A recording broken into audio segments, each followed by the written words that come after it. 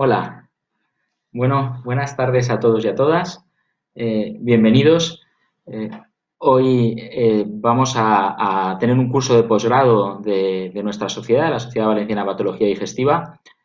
Primero que nada, presentarme, me lo pone ahí en el letrero. Yo soy Fernando Sábado, soy compañero vuestro del Consorcio Hospitalario Provincial de Castellón y quiero agradecer, bueno, primero que nada a la sociedad por invitarme a moderar este curso.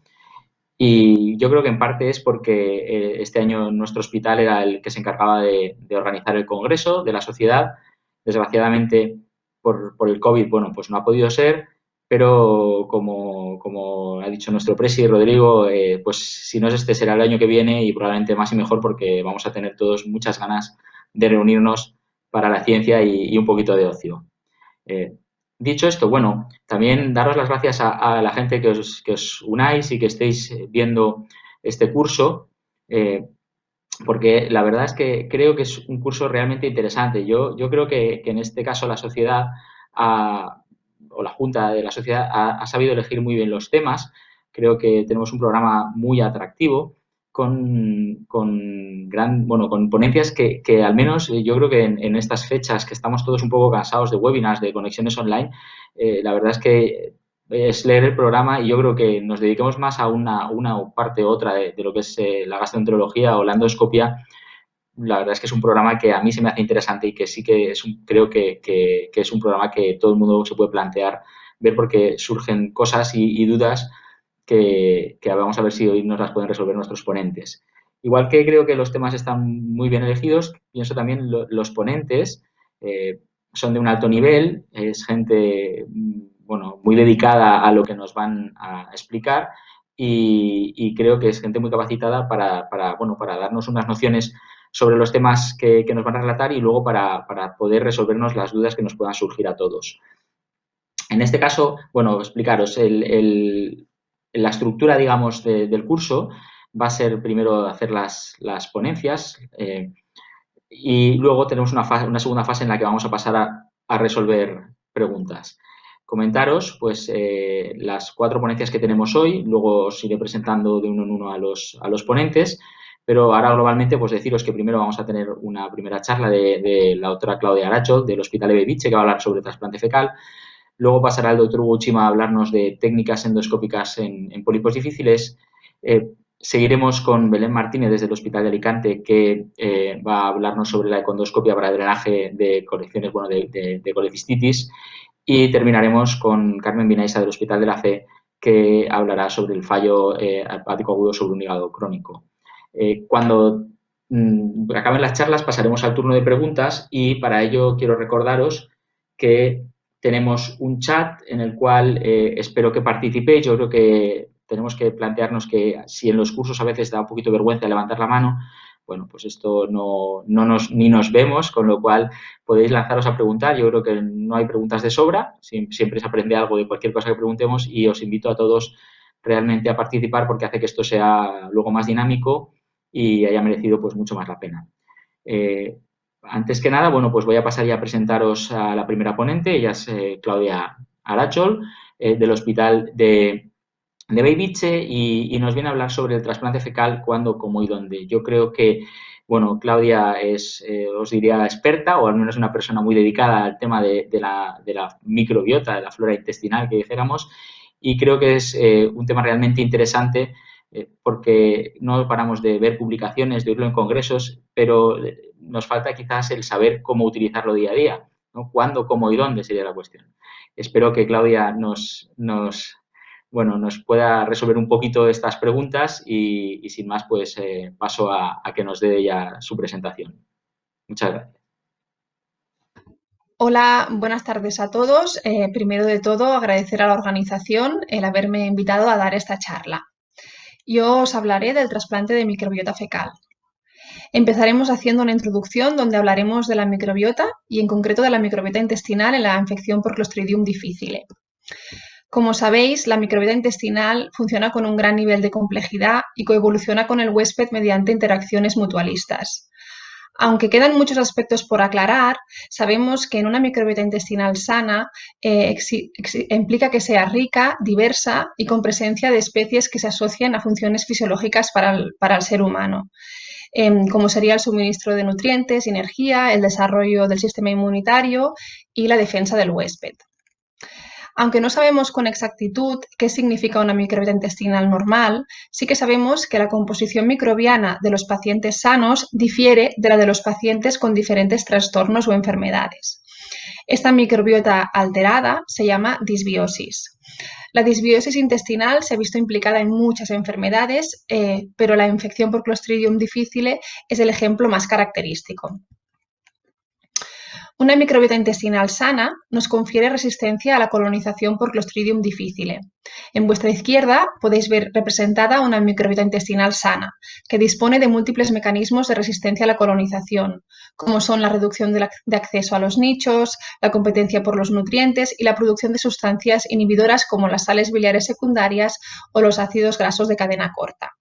En cambio, en una microbiota intestinal alterada, que presenta disbiosis, como por ejemplo tras la toma de antibióticos, existe una disminución de la diversidad y se crea un ambiente que favorece la germinación de Clostridium difficile, el crecimiento de las formas vegetativas y la producción de toxina, ocasionando el daño epitelial y la colitis. Dicho de otra manera, las formas vegetativas de Clostridium difficile no establecen la colonización si la microbiota intestinal se encuentra intacta. Por el otro lado, sabemos que existe una interacción entre la microbiota intestinal y la mucosa del colon mediante los Toll-like receptors. Estos Toll-like receptors promueven la homeostasis intestinal mediante el acúmulo de células reguladoras en la lámina propia, la liberación de citoquinas antiinflamatorias y la supresión de citoquinas proinflamatorias como la T-helper-17. Sin embargo, si este equilibrio se altera, como por ejemplo sucede tras la toma de antibióticos, aparece la consiguiente disbiosis, que supone una pérdida de los ligandos bacterianos de los Toll-like receptors y se genera, por tanto, un entorno proinflamatorio. Es en este contexto donde las toxinas de Clostridium difficile pueden desencadenar una intensa reacción inflamatoria y producir la infección activa. Por tanto, si la microbiota intestinal se encuentra alterada, se crea un entorno favorable para la colonización y la producción de toxinas de Clostridium difficile. ¿Y qué sucede cuando tratamos a un paciente con una infección por Clostridium difficile con el tratamiento estándar, es decir, con los antibióticos disponibles, fidaxomicina y vancomicina? Pues que la mayoría responden al tratamiento de primera línea, ya sea vancomicina o fidaxomicina. Sin embargo, hasta un 25% presentarán una recurrencia tras finalizar el tratamiento correcto. Y tras esta primera recurrencia, las tasas de recurrencia posteriores alcanzan hasta el 45-65%. Es decir, en la infección recurrente por Clostridium difficile, el tratamiento antibiótico tiene una probabilidad de éxito muy baja y perpetúa aún más la disbiosis intestinal preexistente. ¿A qué puede ser debido que la respuesta al antibiótico sea cada vez menor en la infección por Clostridium difficile recurrente? Vemos en este estudio, donde se comparó la microbiota intestinal de pacientes con un episodio único de infección por Clostridium difficile con la de pacientes con una infección recurrente por Clostridium difficile. En la microbiota de los pacientes con un episodio de Clostridium difficile inicial, predominaban las dos familias de bacterias dominantes en la microbiota sana, que son Bacteroidetes y Firmicutes. En cambio, en los pacientes con una infección recurrente por Clostridium difficile se constató una disminución de Bacteroidetes, un aumento notable de las proporciones de familias normalmente minoritarias en la microbiota normal, así como una clara disminución de la diversidad. Vemos aquí cómo la administración de antibióticos altera la microbiota intestinal. Se genera, por tanto, un ambiente que permite la germinación de las esporas de Clostridium difficile y su expansión.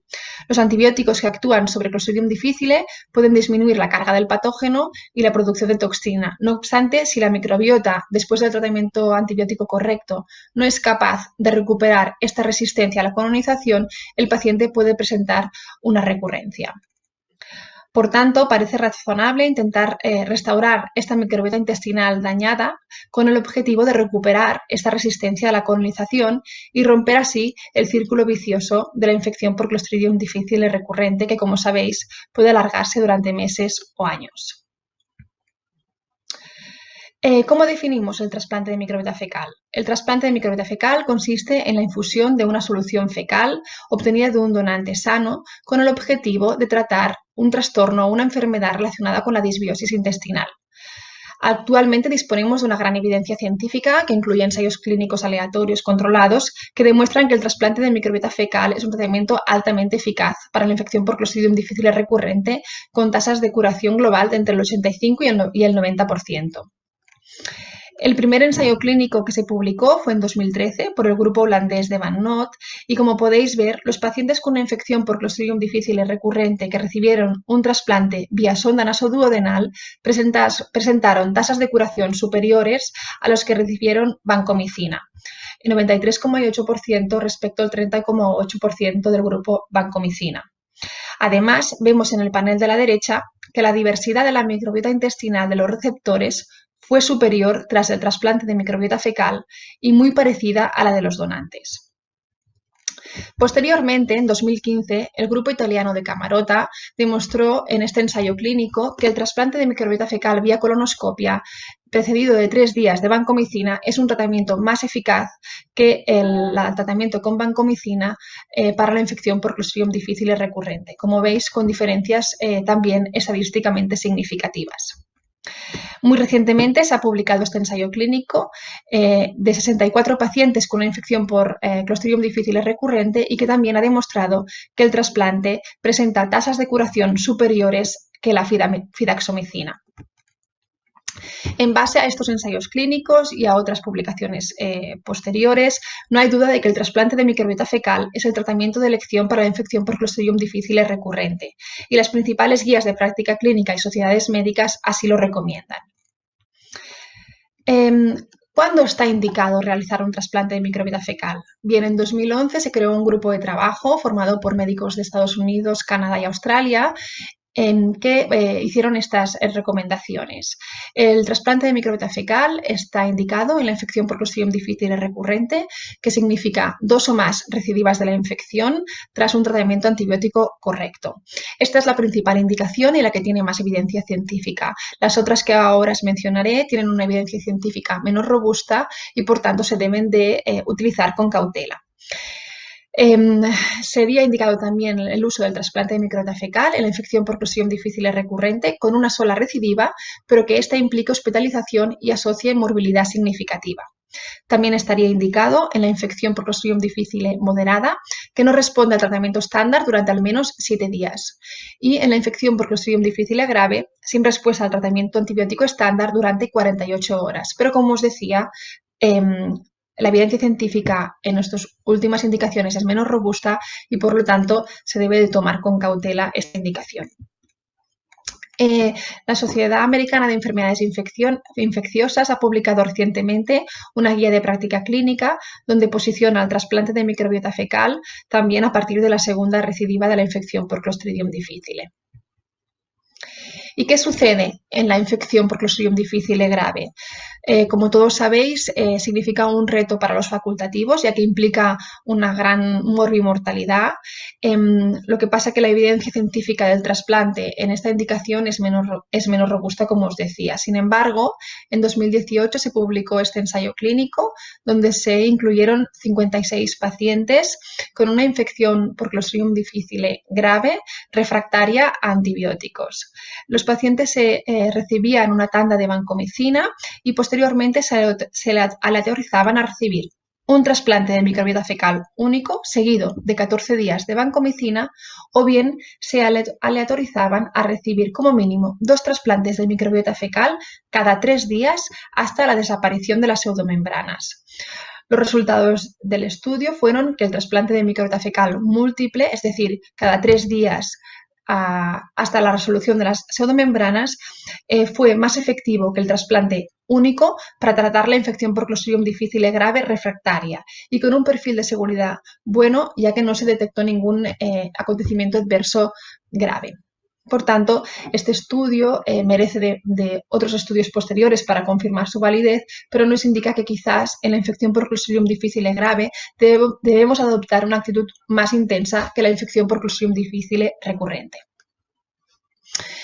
Dado que la alteración de la microbiota intestinal se ha visto implicada en muchas otras enfermedades y entidades, existe un interés creciente para saber si esta herramienta terapéutica puede ser usada en otras enfermedades.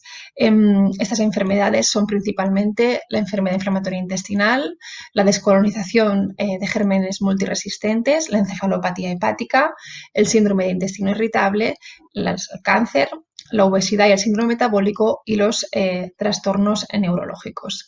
Y aunque existen varios estudios al respecto, los resultados en cuanto a eficacia son débiles, limitados y en algunos casos contradictorios. Es por ese motivo que el trasplante de microbiota fecal no consta como tratamiento en las principales guías clínicas de estas enfermedades. Aquí os hago un resumen de los principales ensayos clínicos en otras entidades diferentes a la infección por Clostridium difficile y como veis se han publicado resultados beneficiosos en un subgrupo de pacientes con encefalopatía hepática y con colitis ulcerosa. Concretamente, en la colitis ulcerosa existen 4 ensayos clínicos publicados con resultados prometedores. Sin embargo, como decíamos, su interpretación es limitada debido a que los diseños son muy heterogéneos, ya que existen diferentes vías de administración, el trasplante es preparado de diferentes formas, los donantes son diferentes y las distintas definiciones de remisión son diferentes entre los estudios. Por todo ello, hoy día, el trasplante de microbiota fecal en otras entidades distintas a infección por Clostridium difficile recurrente debe recomendarse solo en contexto de ensayo clínico o bien como uso compasivo. Ahora vamos ya a los aspectos prácticos de cómo se realiza el trasplante de microbiota fecal. Una de las principales limitaciones del procedimiento es la selección del donante.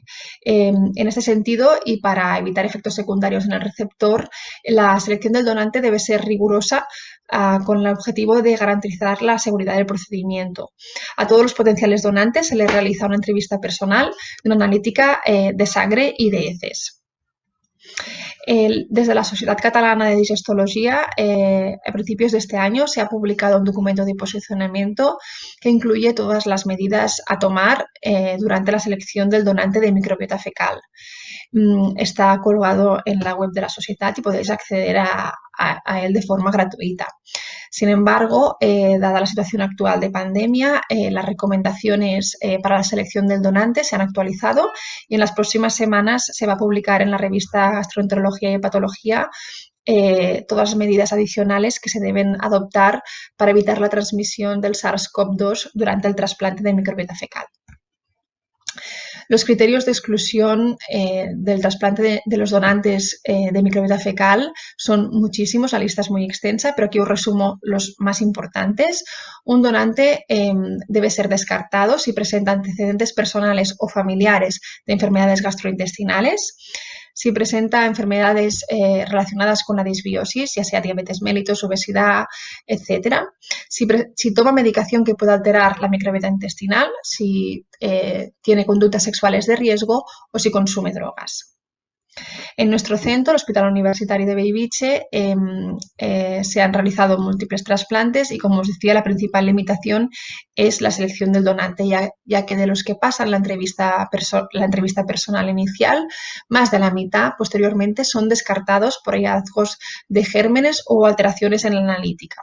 Aquí veis el resumen de los principales motivos de exclusión en nuestra serie.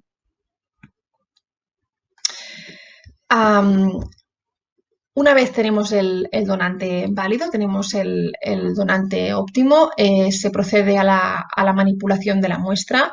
Se necesita suero fisiológico estéril para homogeneizar la muestra. Luego se filtra con la ayuda de gasas estériles y posteriormente se le añade un criopreservante que se puede usar, por ejemplo, glicerol, para que las células no sufran durante la congelación. Posteriormente guardamos la muestra a menos 80 grados y se deja en cuarentena, ya que esta no se usa hasta que el microbiólogo no nos dice que en la muestra no existe ningún germen o patógeno que pueda ser transmitido al receptor. Aquí tenéis el cronograma del procedimiento. Los pacientes deben recibir una tanda de antibiótico, ya sea vancomicina o fidaxomicina, durante 3-4 días previos al trasplante. Estos antibióticos deben interrumpirse entre 1 y 3 días antes del procedimiento y el día anterior el paciente debe recibir una preparación intestinal convencional con polietilenglicol y posteriormente, tras el trasplante de microbiota fecal, se realiza un seguimiento. Las vías de administración del trasplante son estas 4 que veis aquí representadas, por colonoscopia, por sonda nasoyeyunal, por enemas de retención o bien por cápsulas. La vía de administración por enemas es la menos efectiva, si bien en ocasiones, sobre todo en pacientes con una infección grave, es la que menos riesgos conlleva. No existen estudios que comparen las diferentes vías de administración y, por tanto, el uso de cada una se decidirá según la experiencia del personal médico y las preferencias del receptor, del paciente. Múltiples estudios han demostrado que el trasplante de microbiota fecal mediante cápsula tiene tasas de éxito similares al uso de heces frescas o congeladas. Sin embargo, la producción de estas cápsulas requiere una alta tecnología que en nuestro centro no está disponible. Como no, debemos hablar del perfil de seguridad del procedimiento. En general, el perfil de seguridad es bueno, pero como en todo acto médico, debe evaluarse el riesgo-beneficio en cada caso. Para mitigar la posible transmisión de agentes infecciosos o para mitigar el riesgo teórico de transmitir una microbiota que en un futuro pueda desencadenar una enfermedad al receptor, es muy importante un correcto cribado de los donantes. Los acontecimientos adversos del trasplante se pueden dividir en 2, de los de corto y los de largo plazo. Los de corto plazo acostumbran a ser leves y transitorios, diarrea, restreñimiento, eructos y que, como os decía, son autolimitados. También tenemos, en cuanto a los acontecimientos de corto plazo, los relacionados con la vía de administración, que el paciente pueda presentar un problema con la sedación anestésica durante la colonoscopia, etc. En cuanto a los acontecimientos adversos a largo plazo, es donde existe más falta de datos, ya que no hay estudios a largo plazo y en este sentido se le debe explicar al receptor los posibles riesgos que puede presentar en un futuro, aunque teóricos, pero que posibles, y hasta que no dispongamos de más estudios no podamos dar información buena. Aquí os presento esta revisión que se publicó en 2016, donde se incluyeron más de 1000 pacientes con infección por Clostridium difficile que habían recibido un trasplante de microbiota fecal y, como veis, la mayoría de acontecimientos adversos fueron leves y transitorios. Muy recientemente se ha publicado esta revisión sistemática donde se han incluido más de 4000 pacientes que han recibido un trasplante de microbiota fecal en los últimos 20 años. El 19% presentó un acontecimiento adverso, menos del 2% presentó un acontecimiento adverso grave. La mayoría de acontecimientos adversos fueron leves, moderados y autolimitados, y a destacar que en esta revisión sistemática se ha detectado que la vía de administración alta, es decir, la sonda nasogástrica nasoyeyunal, presenta una tasa superior de acontecimientos adversos.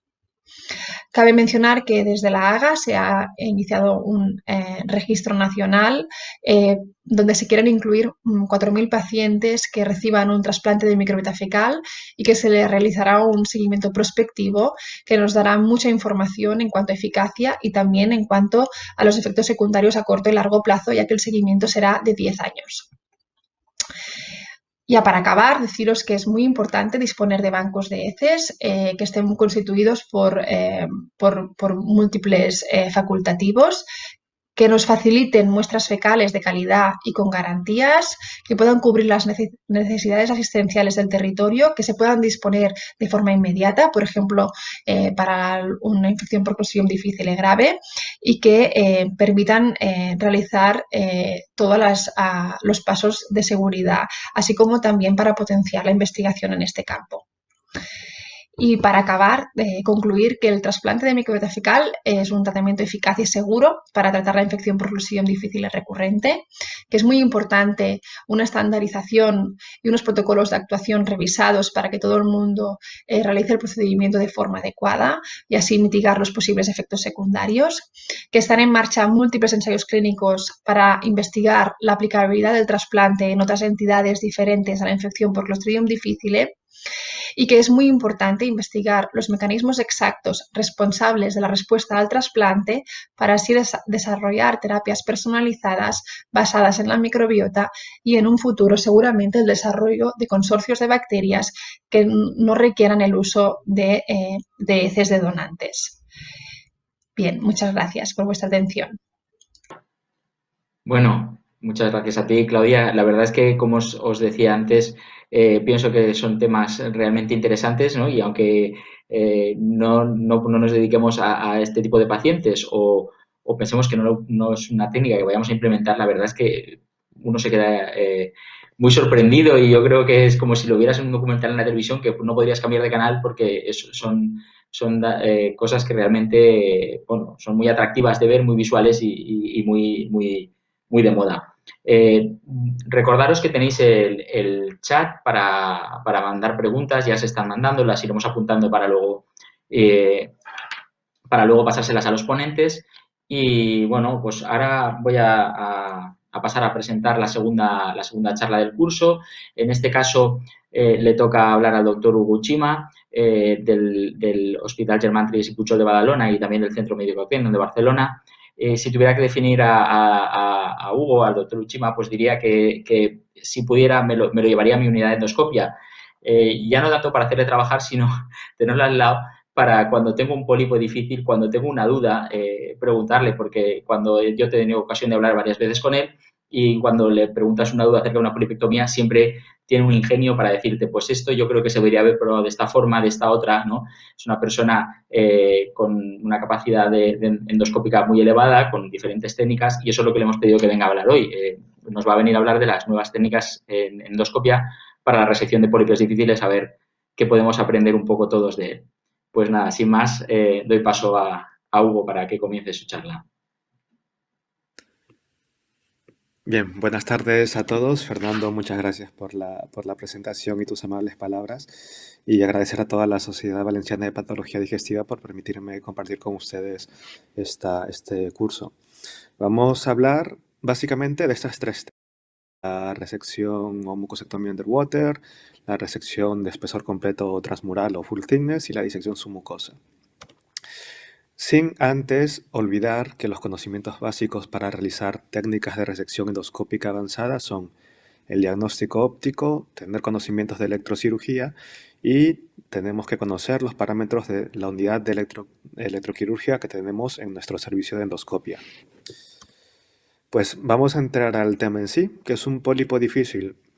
No hay una definición exacta, pero yo creo que muchos de ustedes compartirán conmigo que está basado en estas cuatro categorías, ¿no? Primero, por la morfología, una lesión no granular que a veces es difícil de enlazar con el asa, un pólipo sésil muy grande, al ser tan grande a veces es difícil también de abordar, o lesiones muy deprimidas, o por su localización, si se meten dentro del apéndice, del ilion, en los divertículos, por su biología, así de entrada, sobre todo las lesiones de extensión lateral no granulares que tienen una tendencia a hacer mucha fibrosis, si tienen muy poca elevación, una impedancia alta del tejido por mucha grasa, o si ha habido manipulación previa, sea por un tatuaje, por macrobiopsias o biopsias, o por intentos de resección previas o resecciones incompletas previas.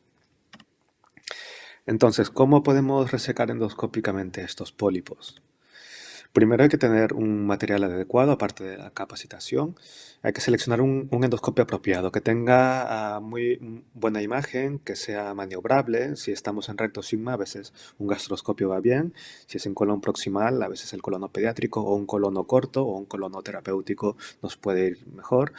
Y es ideal que haya una bomba de agua, aunque podemos trabajar con jeringazos, el tener el canal de trabajo libre para trabajar, sobre todo si hay un sangrado durante el procedimiento, pues es fundamental. Y según la estrategia o técnica que decidamos, pues elegir si el kit de full thickness, asas, bisturís de disección, fundamental también que haya CO2 en la sala y solamente comentar aquí que la única técnica que vamos a comentar hoy que puede lograr una resección en bloque independientemente del tamaño de la lesión es la disección submucosa. Y considerar ampliar nuestra caja de herramientas, capuchones, elementos para hacer tracción, etc. Luego de tener nuestros materiales, pues hay que decidir si nuestra resección debe ser en bloque o si puede ser fragmentada. Para esto les traigo este ejemplo. Esto es una lesión resecada por full thickness o resección transmural, en el que vemos que es en realidad un adenoma con un pequeño foco de adenocarcinoma. Aquí ven la glandulita que se mete en la submucosa superficial. Esta muestra pues, ayuda a que el patólogo pueda decirnos si hay factores de riesgo histológicos o no, de que pueda haber o no micrometástasis, ¿no? Por ejemplo, si hubiéramos encontrado aquí invasión linfovascular o una invasión más profunda, etc.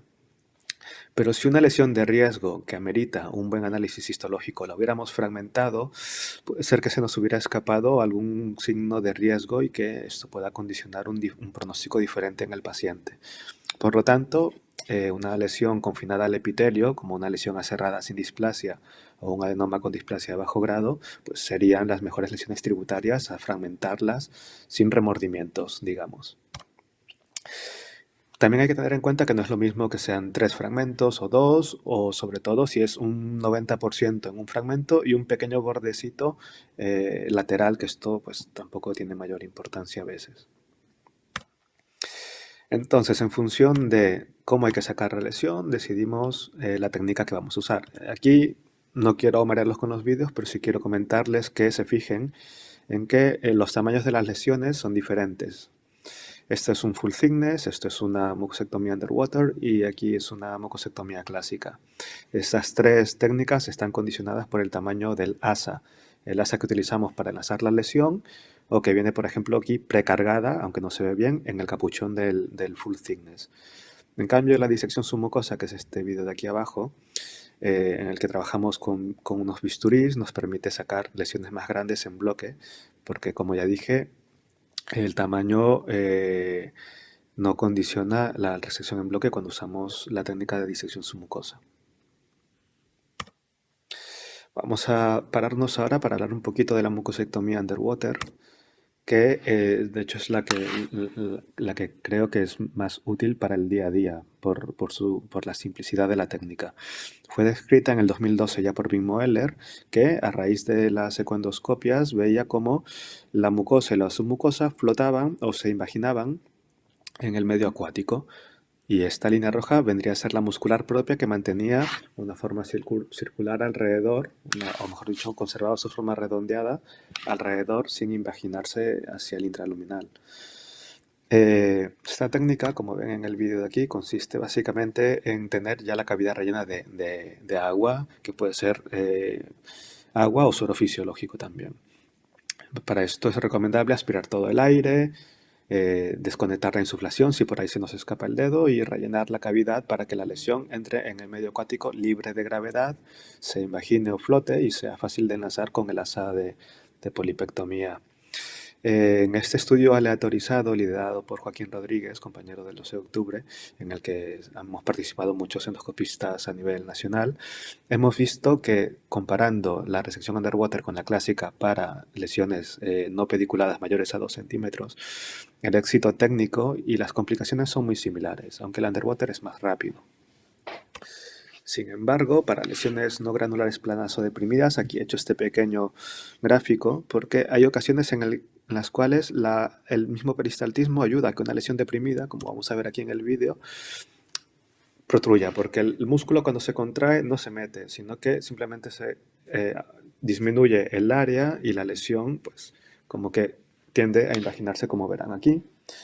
Y una lesión no granular pseudodeprimida con forma en U, casi o en C, como ven aquí en el vídeo, pues la podemos sacar en bloque. Esta lesión la íbamos a sacar por disección Pero bueno, hicimos una prueba underwater y la pudimos sacar en bloque y nos ahorramos tiempo de quirófano e ingreso del paciente.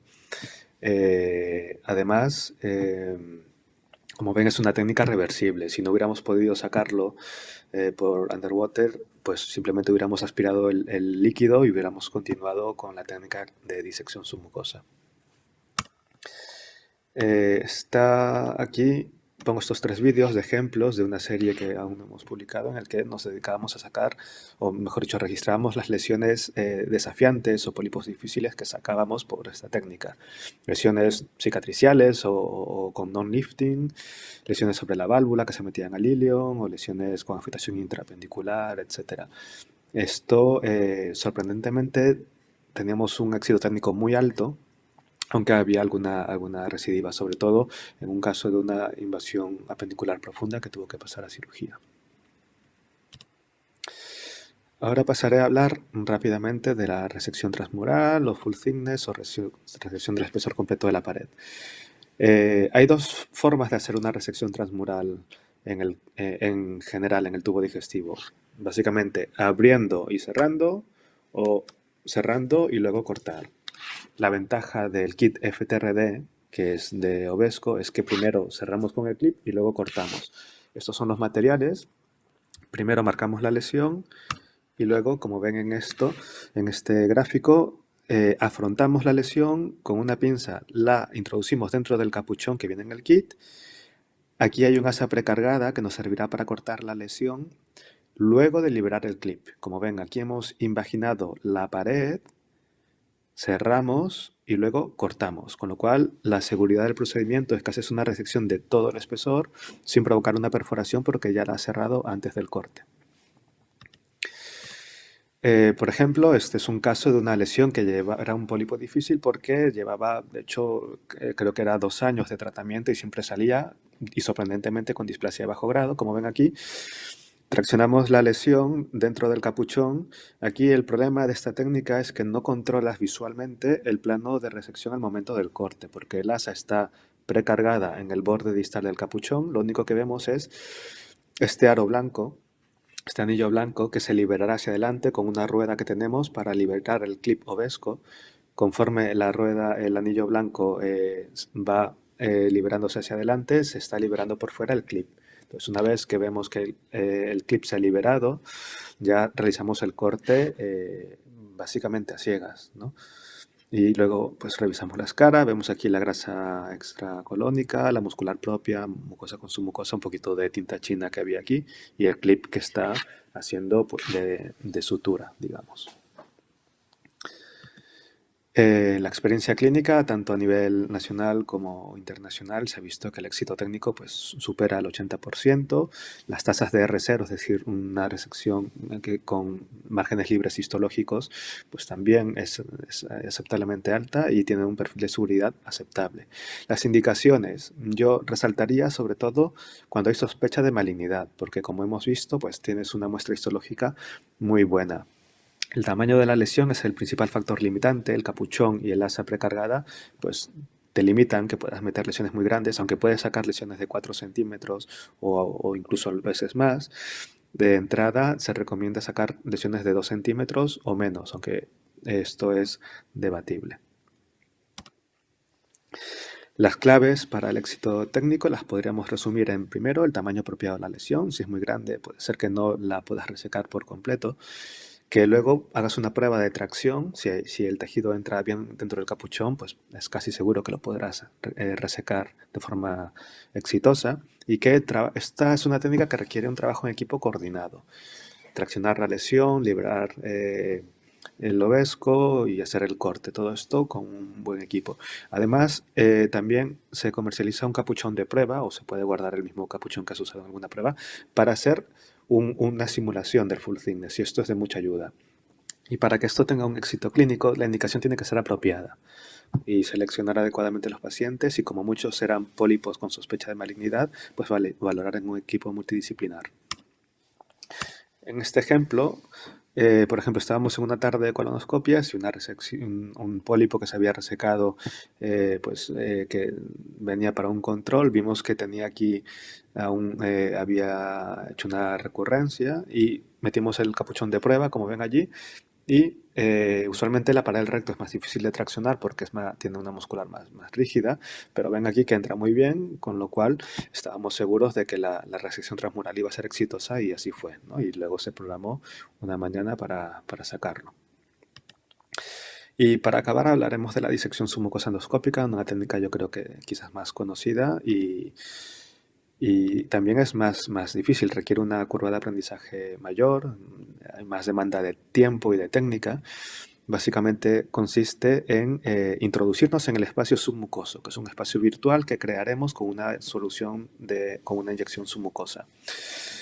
Una vez que estamos en el espacio submucoso, pues separamos la lesión de la muscular propia y la sacamos por completo. Hay varias técnicas o estrategias para realizarla, clásica, por pocket o bolsillo, como ven en este gráfico, o túnel.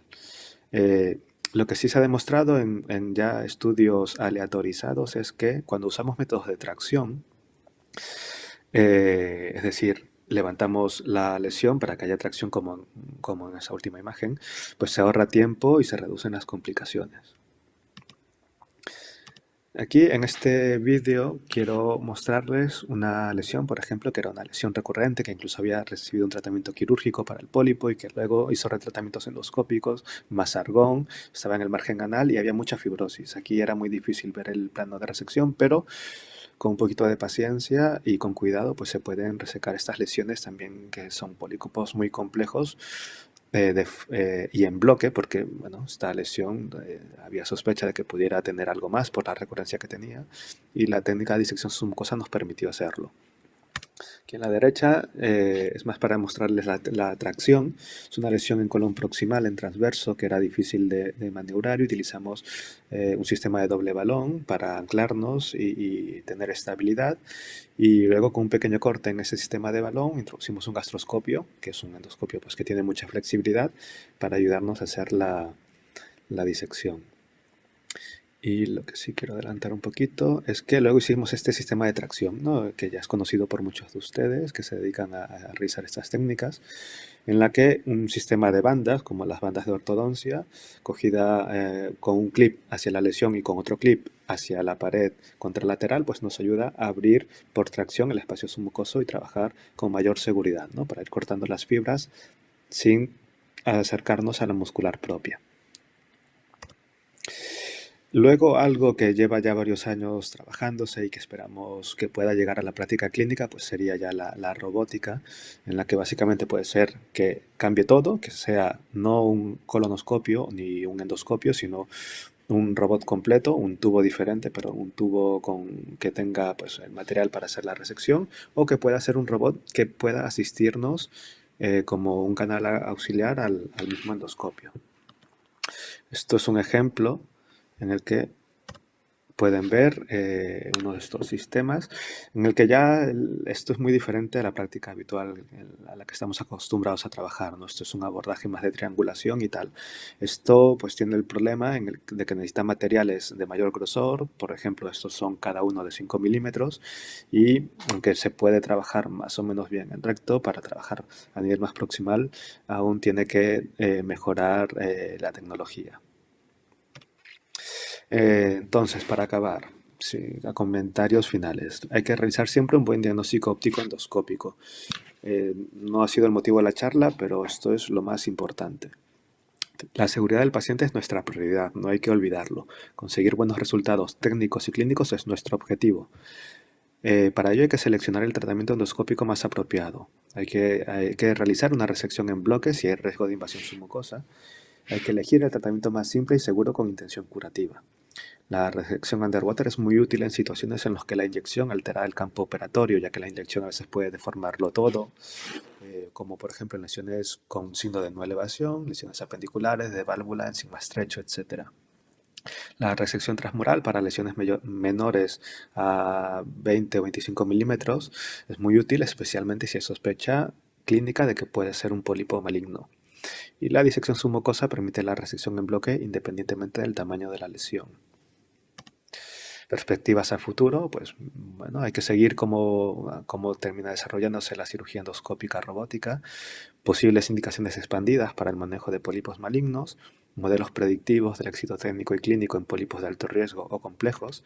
Y este es un esquema que utilizamos nosotros para la resección de estos pólipos, en el que nos basamos en el diagnóstico óptico para definir si la lesión tiene que resecarse en bloque o piecemeal y luego elegir la técnica según localización.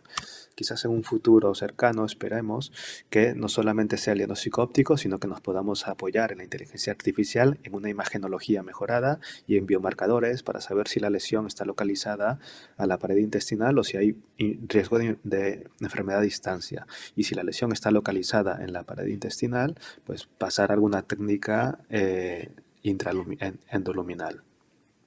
Muchas gracias.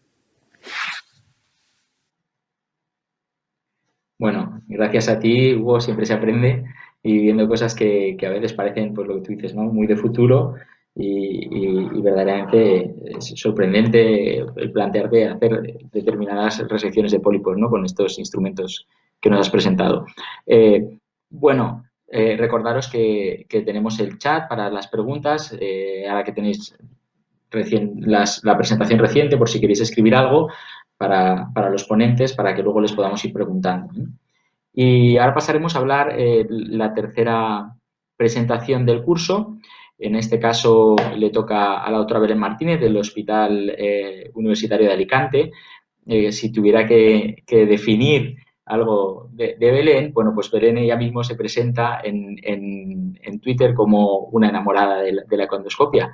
Entonces, si una persona en Twitter ya se pone esa referencia, tiene que decir que le apasiona lo que hace, ¿no? Y esto creo que se demostrará en la charla que nos va a contar.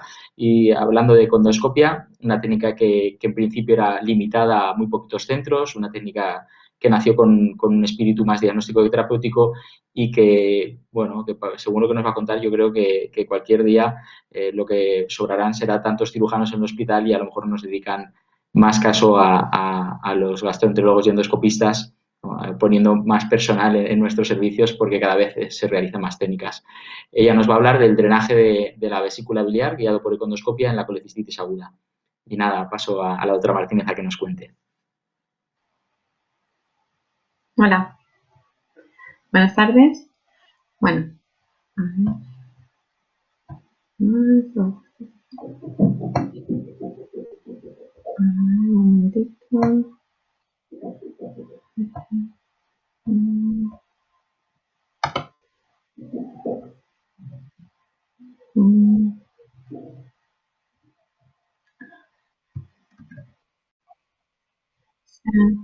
Vale, vale, ya lo tenemos. Bueno, buenas tardes. Quería dar las gracias por invitarme a compartir esta charla con vosotros. Y sin más, empezamos. Empezamos un poquito contextualizando. No hace falta decir que el tratamiento gold estándar de la colecistitis aguda es la colecistectomía laparoscópica. Así se recogen las guías y en las mismas guías también recogen que el tratamiento de elección recomendado es en pacientes para alto riesgo quirúrgico es el drenaje percutáneo. Aunque es verdad que en estas líneas, por ejemplo, de Tokio de 2018, ya dejan entrever el papel que podría tener la econdoscopia o el drenaje transpapilar en centros de gran volumen con endoscopistas entrenados. Es verdad que el drenaje percutáneo es un método muy eficaz para la descompresión de la vesícula y que puede servir como puente de cirugía. Aunque todos sabemos que hay pacientes que no se van a ser quirúrgicos ni hoy ni nunca. Y claro, drenaje percutáneo permanente, pues no hace falta que recordemos todas las desventajas que puede tener para el paciente, que básicamente se limitan y se resumen a que disminuye su calidad de vida. La alternativa ya está inventada, es el drenaje interno, bien por vía transpapilar por CPR o bien por vía transmural por econdoscopia.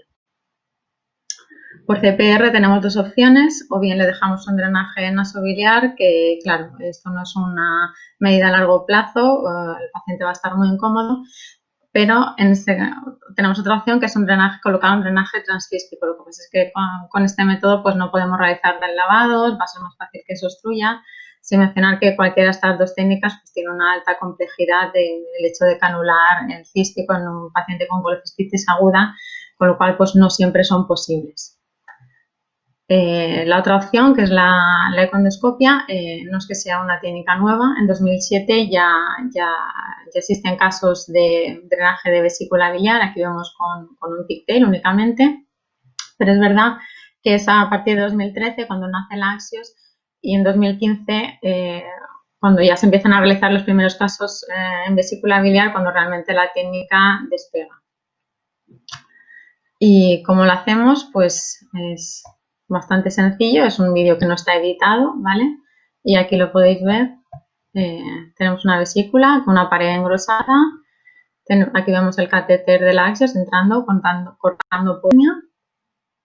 Liberamos la copa distal en la vesícula, retiramos el catéter, lo liberamos y lo avanzamos hasta quedar la copa proximal bien en duodeno, bien en estómago, según desde el punto de acceso que hemos podido tener, que esto es una cosa que no podemos muchas veces elegir. Y ya está, vemos cómo sale el contenido vesicular, ¿vale? Hay gente que prefiere dejar un pigtail por seguridad, hay gente que no, pero vamos, esto sería en sí básicamente la técnica, cuestión de minutos. Me hubiese gustado saber qué pensáis vosotros, qué técnicas, si tuvieseis todas disponibles, recomendaríais a un paciente que no es quirúrgico y que tiene una colecistitis aguda. Como no puedo saberlo, pues hice una pequeña encuesta en Twitter y bueno, contestaron 113 personas, que es un muestreo bastante aceptable, creo yo. Y lo que veis es lo que sale en la pantalla, que es que bueno, el 58%, la mayoría recomendarían un drenaje por econdoscopia, pero existe un 30% que recomendarían un drenaje percutáneo y un 12% un drenaje por CPR. Bueno, pues mi misión en esta charla consiste básicamente en convencer a ese 42%, más o menos, que existe una técnica mejor. Vamos allá. Bueno, se empiezan a publicar casos, empieza a haber más estudios, van mejorando los estudios hasta llegar a este metaanálisis de 2019 en el que ya tenemos pues eso, un metaanálisis que compara la econdoscopia frente al drenaje percutáneo en este tipo de pacientes, siempre con colecistitis aguda, no quirúrgicos. Vemos que incluye 5 estudios, pero la mayoría son retrospectivos, ¿vale? El único prospectivo que hay, curiosamente, es el más antiguo, pero que compara el drenaje percutáneo frente al pigtail. Luego están estos dos estudios que comparan, la comparación es una miscelánea entre tipos de stent, que si metálicos, que si axios, que si plástico, y luego estos dos más recientes sí que son una comparación pura con axios. Con todo y que es un poco de batiburrillo de estudios, los resultados ven que no existe diferencias entre las dos técnicas en cuanto al éxito técnico, al éxito clínico o a los eventos adversos. Pero sí que ven que el drenaje por econdoscopia disminuye tanto como las reintervenciones, las readmisiones no planificadas y la recibida por colecistitis, manteniendo la misma mortalidad. Y luego ya este año se ha publicado lo que yo llamo el estudio, que es el DRAC-1, que es ya un estudio pues, multicéntrico que incluye 5 centros de todo, a nivel de todo el mundo, en estos pacientes con colecistitis aguda y alto riesgo quirúrgico y que los aleatorizan a recibir bien un drenaje por axios o bien un drenaje percutáneo. El objetivo principal es valorar la tasa de eventos adversos en un año. Incluyen pacientes que o bien sean mayores de 80 años o bien tengan una morbilidad medida como una SA mayor o igual a 3, un Chalso mayor de 5, un Karnofsky menor de 50 o bien ancianos que no deseaban la cirugía. Tienen un protocolo de seguimiento bastante interesante y es que a los pacientes que recibían el drenaje por econdoscopia les hacían revisiones mensuales hasta comprobar que la vesícula se quedaba libre de piedras, momento en el cual recambiaban laxos por un pigtail. Mientras que si el drenaje se realizaba de manera percutánea, hacían una revisión al mes para ver si el cístico estaba permeable. Si no estaba permeable, pues inevitablemente tenían que dejarle el drenaje percutáneo. Y si estaba permeable, según el centro, decidían si lo dejaban o lo retiraban. Y lo que vieron fue que la econdoscopia disminuía significativamente la tasa de eventos adversos al año, que era, recordemos que el objetivo primario del estudio, así como la recibida de colecistitis, el número de reintervenciones, el número de readmisiones y además la necesidad de analgesia después del procedimiento. sin encontrar diferencias en cuanto al éxito técnico, al clínico, a la estancia o a la mortalidad. Vale. Y luego ya del grupo asiático ha salido este año también este estudio, que es lo más, porque ya compara el drenaje por econdoscopia frente al gold estándar, que es la colecistectomía laparoscópica, aunque es un estudio retrospectivo. Lo que hacen, como es difícil comparar estos grupos, es cogen un grupo de 30 pacientes en los que se drena por econdoscopia y los equiparan por edad, sexo e índice de Charlson a un grupo de 30 pacientes a los que se les realiza colecistectomía laparoscópica, de manera que son grupos homogéneos, sin diferencias y comparables. Y con la hipótesis de que los resultados van a ser similares entre el drenaje por econdoscopia y la colecistectomía laparoscópica. Y aquí vemos los resultados. Pues hay pocas diferencias en cuanto al éxito técnico, clínico, las reintervenciones, las recurrencias biliares. Lo que vemos también es, bueno, pues que le falta potencial estudio para demostrar la significación, pero bueno, no deja de ser una semillita que han plantado ya y que nos da una idea de que a lo mejor la econdoscopia no es solo para pacientes no quirúrgicos, sino también pues para pacientes que simplemente no quieren operarse. Y de hecho ya en las redes pues la cabeza visible de este grupo pues ya ha dicho que están haciendo un estudio en eso, en pacientes que no es que no sean quirúrgicos, es que no se quieren operar. Así que estaremos atentos a los resultados. Y ya por último, el último estudio que quería comentaros es este metaanálisis también del mes pasado, es muy reciente, que compara la econdoscopia frente al drenaje por CPR o el percutáneo en un metaanálisis. Incluye 10 estudios, todos son retrospectivos, menos estos dos que ya os he comentado, el DRAC1 y este que es más antiguo, pero bueno, son estudios todos recientes. Y lo que viene a resumir en los resultados es que, bueno, cada técnica tiene sus ventajas y sus inconvenientes. Por ejemplo, que el drenaje transpapilar tiene las menores tasas de reintervención, de readmisiones y de mortalidad, pero tiene las peores tasas de éxito técnico y clínico. El drenaje por econdoscopia tiene las mayores tasas de éxito clínico y tiene las menores tasas de recurrencia por colecistitis. Y por otro lado, el drenaje percutáneo tiene las mayores tasas de éxito técnico, pero también tiene las mayores tasas de reintervenciones y hospitalizaciones no deseadas. Entonces, ellos comentan que, bueno, pues hay pacientes para todos los tipos de drenajes, que no hay que planteárselo como una única opción, pero que, bueno, dentro de todo esto, la econdoscopia sería el drenaje que, pudiendo elegir, estaría más compensado. Estos son datos, bueno, teóricos. Ahora os quiero comentar datos de vida real, que son los resultados en el Hospital de Alicante. Llevamos hechas unas 80 vesículas, de las cuales hemos hecho unas 65 drenajes en colecistitis aguda en pacientes no quirúrgicos. Y estos son nuestros pacientes. La mayoría son hombres con una edad media de 82 años y con unos índices de morbilidad medios como un Charlson con una mediana de 8, un Carnot 80 y ya veis que la mayoría eran ASA 3. Estudiamos diferentes variables a ver si podían influir en cuanto al éxito técnico, clínico o complicaciones y bueno, el 75% los hemos hecho desde duodeno, el 25% desde estómago. Nosotros le ponemos pigtail siempre o casi siempre. Y hemos hecho 19 casos en los que llevaban un drenaje percutáneo y los hemos reconvertido a un drenaje interno transmural. De los 65 casos que quisimos hacer, fuimos capaces de hacer 58 con 7 fallos técnicos, 3 porque quedaba la vesícula alejada, 2 estaba la vesícula perforada, o bien había interposición o bien de un colon o bien en un caso de un hematoma. De estos 58 casos que drenamos, 57 fueron éxito clínico, con lo cual da un éxito clínico global del 87,7%, pero en realidad es un 98,3% de éxito una vez que hemos colocado la Axios, con lo cual esto quiere decir que si se puede colocar una Axios, el éxito clínico está casi asegurado. De las variables que hemos valorado, solo hemos encontrado que influían sobre el éxito haber tenido una colecistitis previa, en el que vemos que disminuye significativamente la tasa de éxito, o bien llevar un drenaje percutáneo y querer hacer una reconversión interna. En este caso, pues también disminuye el éxito. Complicaciones, hemos tenido 7 casos. Un caso de cólico biliar, 2 recidivos de colecistitis, 2 migración de prótesis intravesicular, una obstrucción de la prótesis y una obstrucción pilórica. La mayoría de las complicaciones vemos que han sido leves, ninguna entra al procedimiento, lo cual es importante. Casi todas han sido tardías y de los 7 casos, 6 los hemos podido resolver endoscópicamente y 1 ha sido de manera conservadora.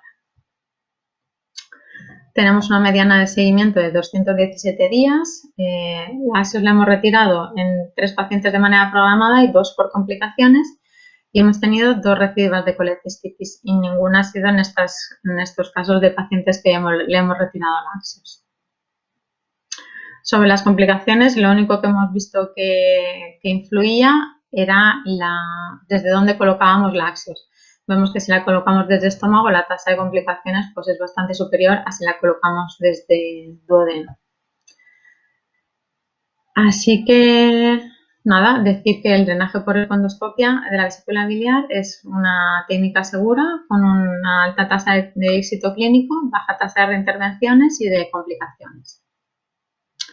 Que en nuestra serie la tasa de éxito disminuye ante episodios de colecistitis previas y reconversión de drenajes percutáneos, con lo cual sería recomendable hacerla siempre ya en el primer episodio de colecistitis agudas, no esperar a que haga varios episodios y antes de colocarle un drenaje percutáneo. Y luego hemos visto que la tasa de complicaciones se influye por la ruta de función. Así que eso. Que como conclusión final, decir que con la evidencia actual que hay, nuestra experiencia y los resultados, el drenaje por endoscopia de la vesícula biliar en colecistitis agudas debería ser la técnica de elección en pacientes no quirúrgicos. Y bueno, si volviese a realizar la encuesta, me gustaría encontrar estos resultados. Y ya está. Muchas gracias a todos. Bueno, muchas gracias a ti, Belén. Yo también he visto la encuesta hoy y me llamó la atención y opino como tú, que también me gustaría ver ese 100% probablemente y creo que tampoco tardará mucho en aumentar ese porcentaje y que todo el mundo esté de acuerdo, aunque luego en el turno de preguntas probablemente se os surja alguna duda sobre si el 100% o no el 100% o cómo deberíamos plantearlo. Bueno, yo creo que está siendo de lo más interesante, yo me estoy divirtiendo mucho y espero que vosotros también animaros a preguntar, que para eso está el chat, y luego pasaremos a pasar las preguntas a los ponentes.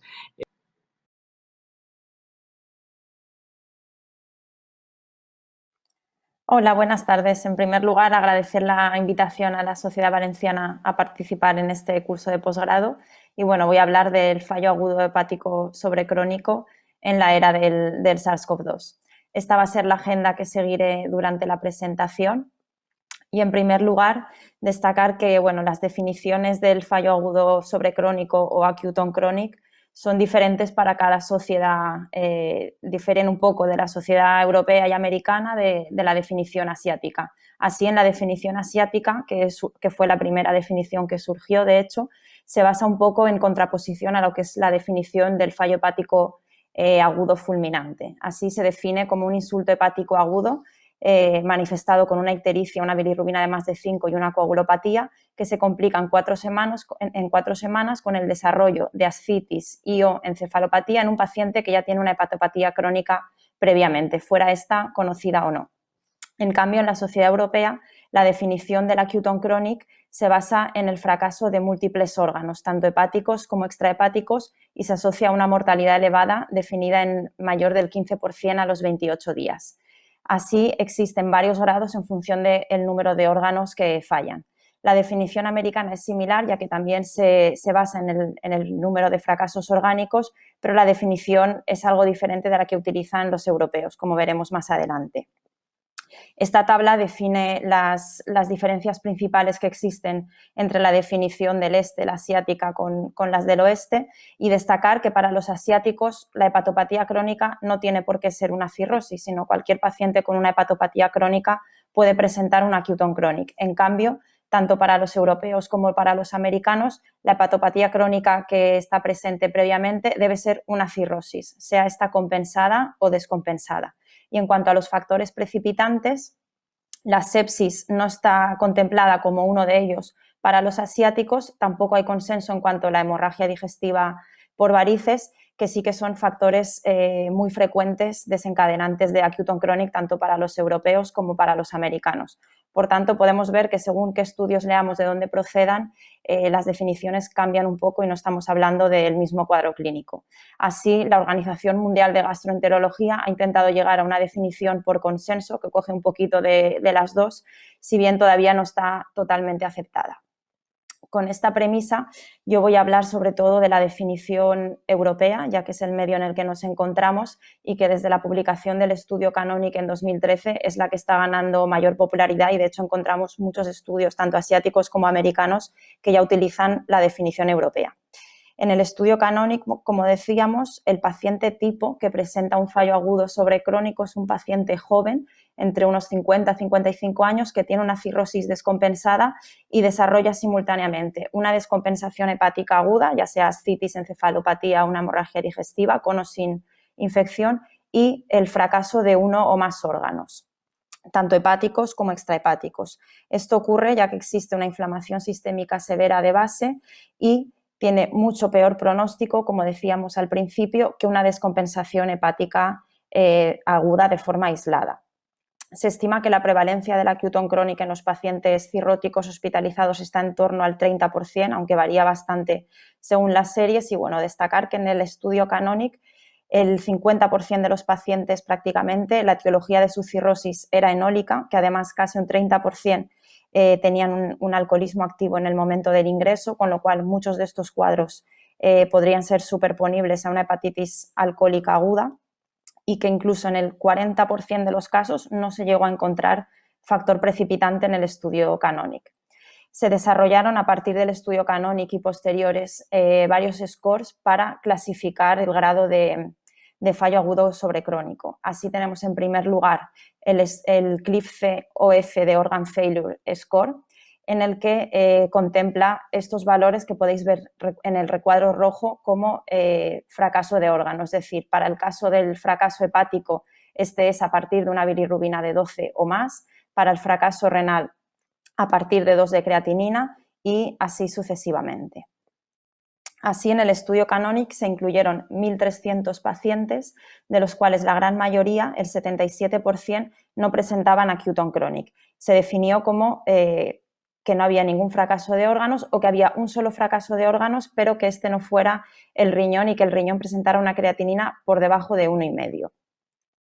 El acute on chronic de grado 1 se definió como un fracaso renal aislado con una creatinina más de 2, como veíamos en el cuadro previo, o con un fracaso de un solo órgano, pero con una creatinina algo deteriorada sin llegar a 2 miligramos por decilitro.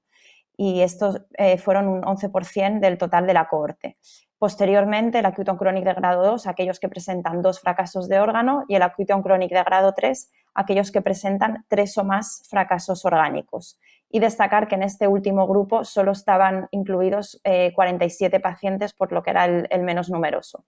Y luego, bueno, destacar también que de forma nada sorprendente la mortalidad se va elevando a medida que se añaden más fracasos de órgano. Hay una calculadora online disponible en la que se introducen los valores de las distintas variables y nos da si existe acute on chronic o no y de qué grado, y si además se añade la edad y el recuento de leucocitos, tenemos el CLIF-C-ACLF score, que nos da una estimación de la mortalidad a 3, 6 y 12 meses. Por tanto, esta clasificación que se consiguió con el estudio Canonic y sucesivos es una estimación pronóstica de los pacientes. De momento no nos da herramientas ni diagnósticas ni predictoras. Brevemente, para mencionar la fisiopatología del acute on chronic, esta se basa en el concepto PIRO, es decir, en la existencia de un factor predisponente, que en este caso es la cirrosis, en la que actúa un factor precipitante que puede ser tanto hepático como extrahepático, que genera una respuesta inflamatoria que da lugar a los distintos fracasos de órgano. Como decía, el factor precipitante puede ser tanto hepático como extrahepático, es decir, puede haber un consumo de alcohol o una hepatitis viral que provoque un acute on chronic, pero también una neumonía o una sepsis urinaria en un paciente cirrótico descompensado puede provocar un acute on chronic. Así se ha publicado recientemente este año el estudio PREDICT, también por el consorcio CLIF de la ISEL, con la intención de predecir el curso clínico de los pacientes descompensados. Es un estudio prospectivo y multicéntrico que incluyó más de 1.000 pacientes que habían ingresado por una descompensación hepática aguda y dividieron a los pacientes en 3 grupos, aquellos pre-acute on chronic, aquellos con una cirrosis descompensada que llaman inestable y aquellos con una cirrosis descompensada estable. A estos pacientes los siguieron tanto los 3 meses previos al ingreso como en los 3 meses posteriores. Y los que llaman estables fueron aquellos que solo ingresan una vez y no vuelven a ingresar en los 90 días posteriores. Los inestables vuelven a ingresar al menos una vez por otra descompensación hepática y los pre-acute on chronic, como su nombre indica, desarrollaron un acute on chronic en los 90 días posteriores a ese ingreso. Vieron que en este último grupo, el pre-acute on chronic, había más los marcadores de inflamación sistémica como la proteína C reactiva o el recuento de leucocitos estaban mucho más elevados que en el resto de grupos y aunque intentaron crear un nuevo score que nos predijera quién iba a desarrollar un acute on chronic, no consiguen validarlo en su corte de validación y por tanto no lo tenemos disponible para la práctica clínica. Están surgiendo también estudios muy interesantes, este es de Estados Unidos, que nos miden distintos metabolitos, en este caso metabolitos biliares, lipídicos y también de la microbiota, que predicen los pacientes que van a desarrollar acute on chronic. Y bueno, se está estudiando mucho en este sentido, ya que, como decíamos, no disponemos hoy por hoy de herramientas predictoras de qué pacientes van a desarrollar este cuadro clínico tan grave y son estudios muy interesantes que, aunque todavía no son totalmente aplicables a la práctica clínica, probablemente en un futuro lo serán. Este otro es similar, ya que también va de metabolómica en pacientes con acute on chronic, esta vez llevado a cabo en Europa también por el consorcio CLIF, y vieron que la disfunción mitocondrial era uno de los potenciales mecanismos que estaban detrás del desarrollo de acute on chronic. Nada, vamos a hablar ahora del trasplante hepático, ya que son pacientes críticos que necesitamos tener en mente el trasplante como tratamiento. La ventana de tiempo que tenemos para realizar el trasplante en estos pacientes es muy estrecha, ya que aunque presentan un cuadro clínico muy grave, hay un porcentaje importante de ellos, hasta el 50%, que pueden mejorar de forma espontánea con el tratamiento y no necesitar el trasplante. Sin embargo, si nos esperamos mucho, puede que estén demasiado graves y sea demasiado tarde para realizar este trasplante. Así existe cierta controversia en cuanto al trasplante hepático, especialmente en los acute on chronic de grado 3, aquellos que están más graves, y hay grupos que abogan por una priorización y otros que piensan que el trasplante podría ser inútil, ya que no consiguen sobrevivir de forma importante. La futilidad del trasplante se ha definido como aquella supervivencia inferior a 3 meses después del trasplante hepático o aquellos pacientes que fallecen en el mismo ingreso una vez realizado el trasplante. Sabemos además que el score de MEL, el que utilizamos habitualmente en la priorización en lista de espera, no predice bien la supervivencia en pacientes con fracaso multiorgánico, entre los que entrarían los pacientes con acute on chronic de grado 3. Y luego recordar que en el estudio Canonic hubo un grupo de pacientes que sí que alcanzaron criterios de futilidad con acute on chronic de grado 3. Son aquellos que presentaban más de 4 fallos de órgano desde el inicio, es decir, aunque era un acute on chronic de grado 3, con 4 fallos de órgano o más, y que además el score era más de 64 puntos a los 3-7 días del diagnóstico del acute on chronic. Este grupo de pacientes fallecieron todos. Posteriormente ha habido otro estudio realizado en las UCIs de Reino Unido que validan el score del acute on chronic y para ellos un score mayor de 70 puntos también sería los que alcanzaron los criterios de futilidad. Por tanto, por ahí van a ir un poco los tiros. Este estudio, realizado en 3 centros franceses, mostró los resultados del trasplante hepático en 73 pacientes con acute on chronic de grado 3 y vemos que la supervivencia era claramente superior en aquellos pacientes que se trasplantan frente a aquellos que no se trasplantan. Sin embargo, presentaron un mayor número de complicaciones post-trasplante y como el número de pacientes incluido no era muy elevado, no pudieron realizar un análisis multivariante que nos orientara sobre los factores de riesgo que se asociaban a la mortalidad. Este estudio, realizado en Estados Unidos con toda la base de datos de pacientes trasplantados allí, que estamos hablando de números enormes, nos muestra los resultados de más de 6.000 pacientes que se trasplantan con acute and chronic de grado 3. Es un estudio retrospectivo y nos muestra que los pacientes con acute and chronic con grado 3 tenían mayor probabilidad de morir o salir de lista de espera independientemente del MER sodio. De hecho, vemos que casi el 50% de aquellos con un acute and chronic de grado 3 tenían un MER sodio inferior a 25. En este estudio sí que realizaron un análisis multivariante de los factores de riesgo asociados a la mortalidad y se vio que aquellos que recibían un donante de características subóptimas o que estaban con ventilación mecánica en el momento del trasplante se asoció a una mayor mortalidad. Sin embargo, el trasplante precoz a los 30 días de la inclusión en lista de espera fue un factor protector.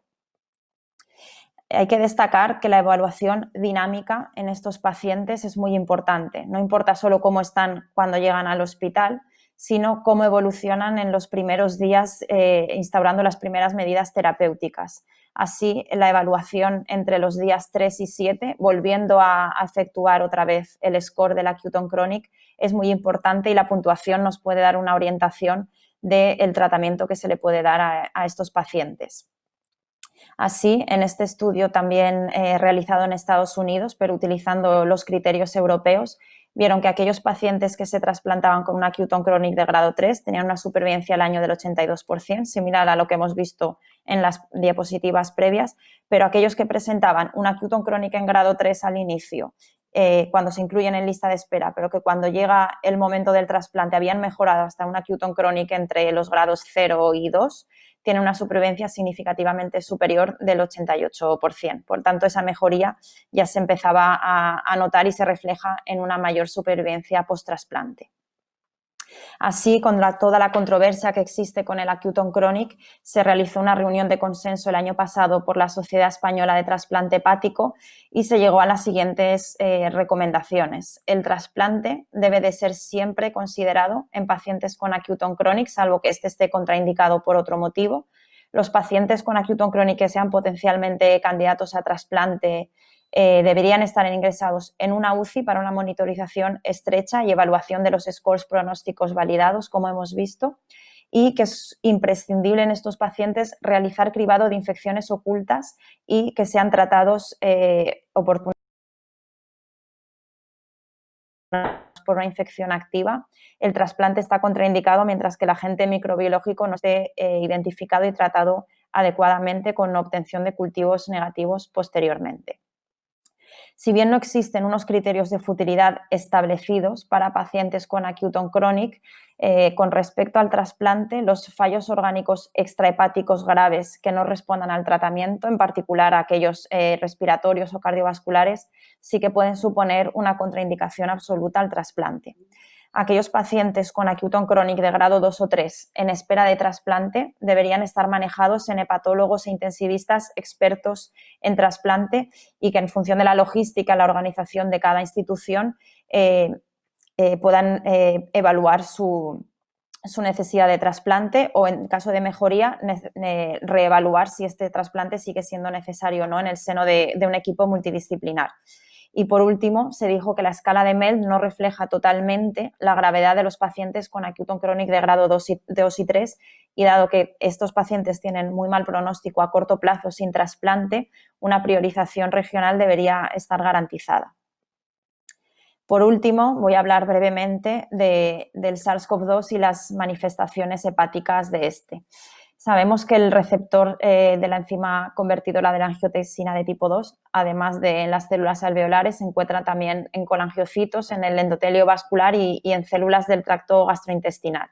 Además, en las series de los pacientes con infección por COVID, se ha visto que entre un 2 y un 11% en función de las series presentaba ya una hepatopatía o una cirrosis previamente y que además entre el 14 y el 50% de los pacientes con COVID presentan hipertransaminasemia y aquellos que presentan hipertransaminasemia Además, tienen un peor pronóstico de la COVID.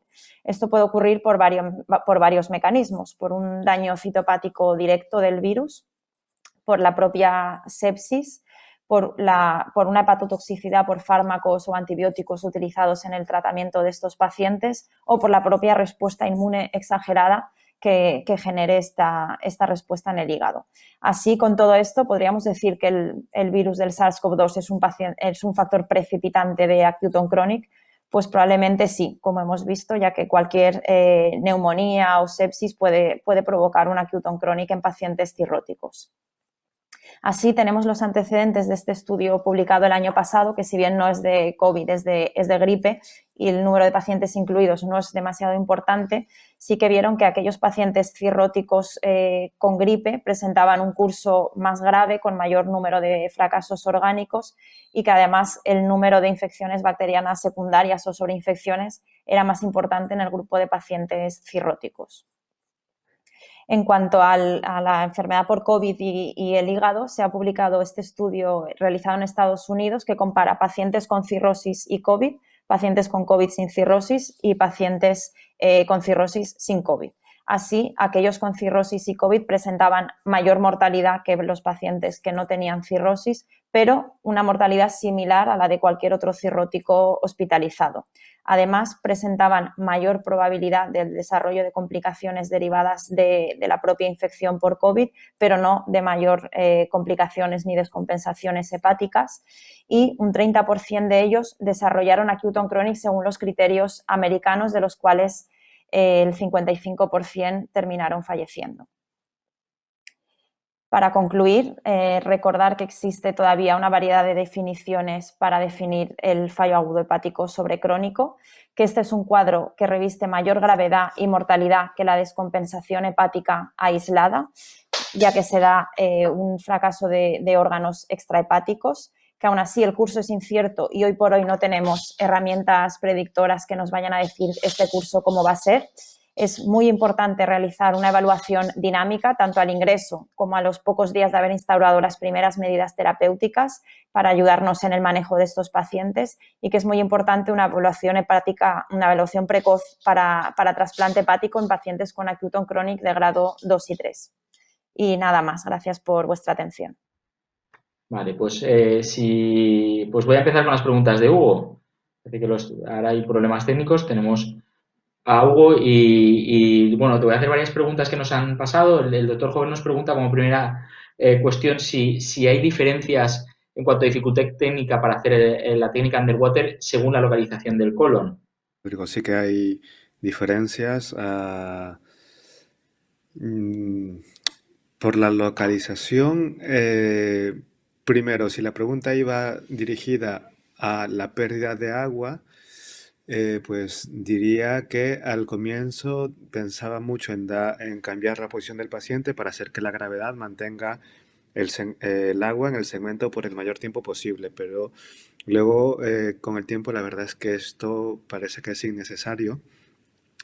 El volumen de líquido necesario puede ser muy variable, desde, por decir, 200 cc a varios litros, sobre todo si el peristaltismo se activa, y este es el principal problema. Yo creo que cuando acabas la técnica, sobre todo si has estado en colon derecho y ha sido un colon que ha comenzado con una lucha para eliminar todo el líquido, pues puedes gastar mucho volumen y luego pues todo el campo de trabajo se extiende afuera del paciente, y luego pues todo el personal te recordará por ese día y la cantidad de agua que has gastado, ¿no?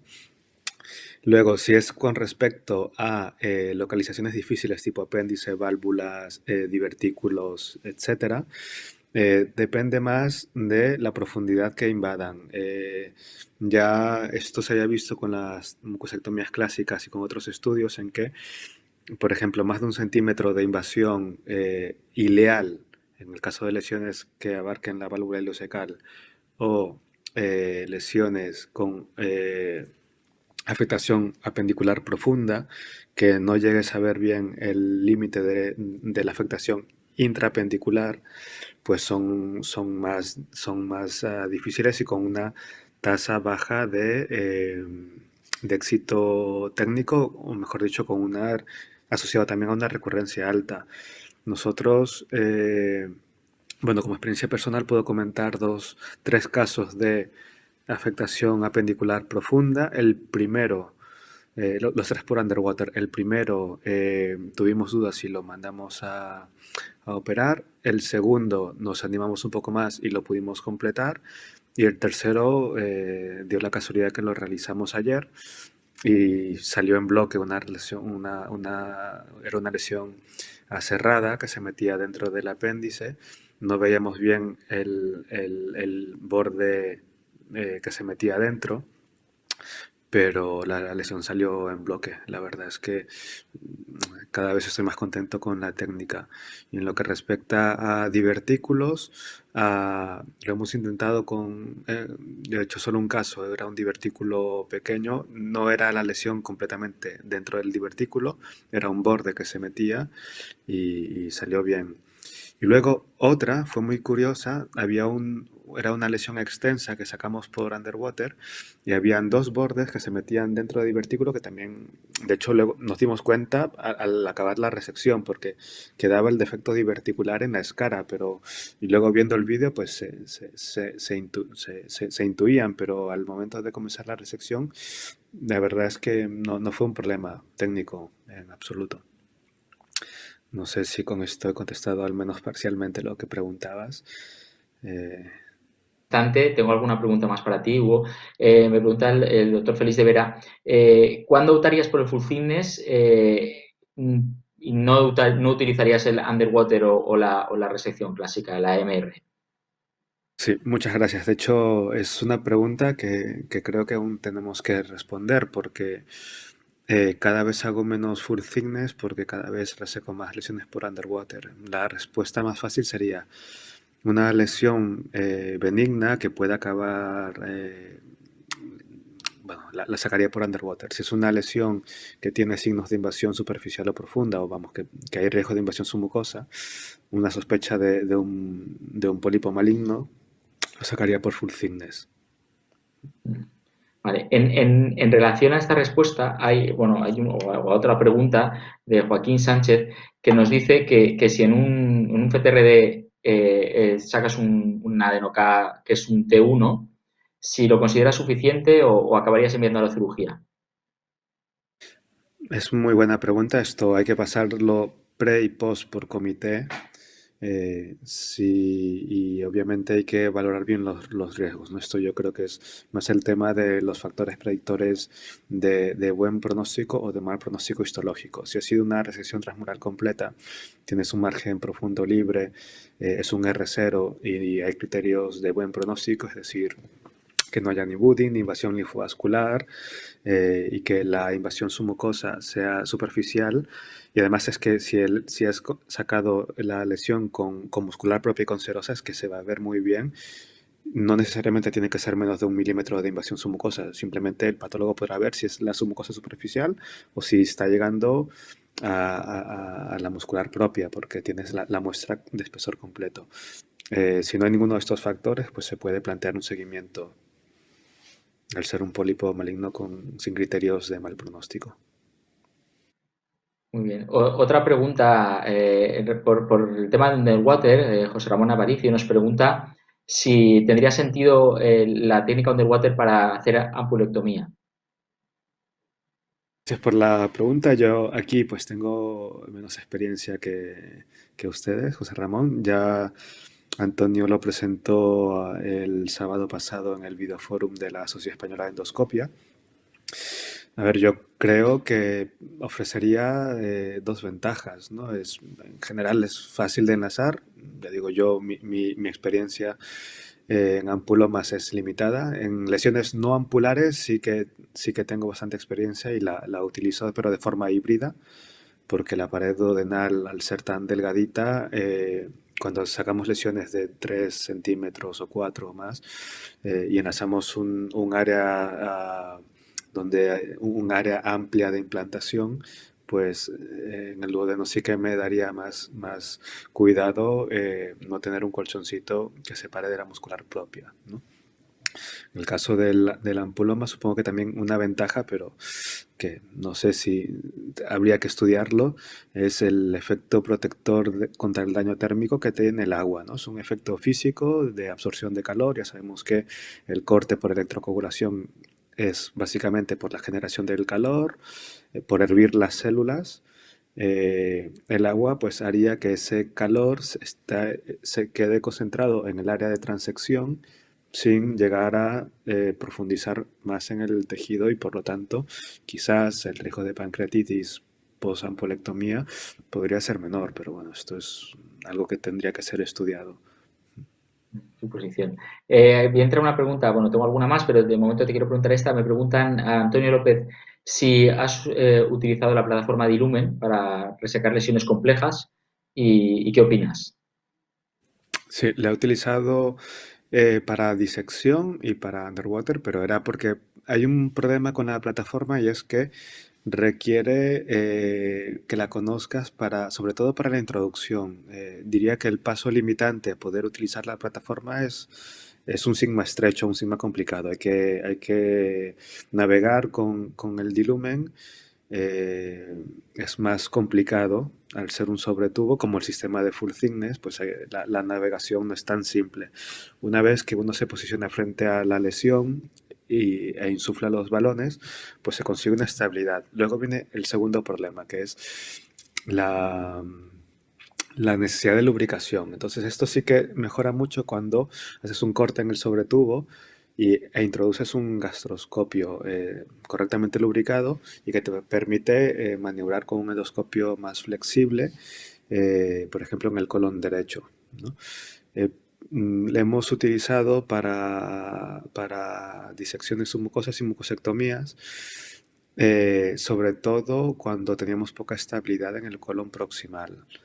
Yo creo que dentro de mi escasa experiencia con la plataforma, la mayor utilidad la hemos encontrado en esto, en fijar el colon, porque algo que sí vemos, sobre todo con disección, con procedimientos que se alargan, es que a mayor tiempo el colon, y creo que esto se puede aplicar a otras partes del tubo digestivo, va cambiando, comienza a buclearse o comienza el peristaltismo, y a veces estás trabajando muy bien al inicio y después de un tiempo, si se alarga el procedimiento, te cuesta incluso volver a entrar y llegar a la lesión, ¿no? Esto te puedes olvidar si te fijas con un sistema de doble balón. Esto yo creo que es la principal ventaja.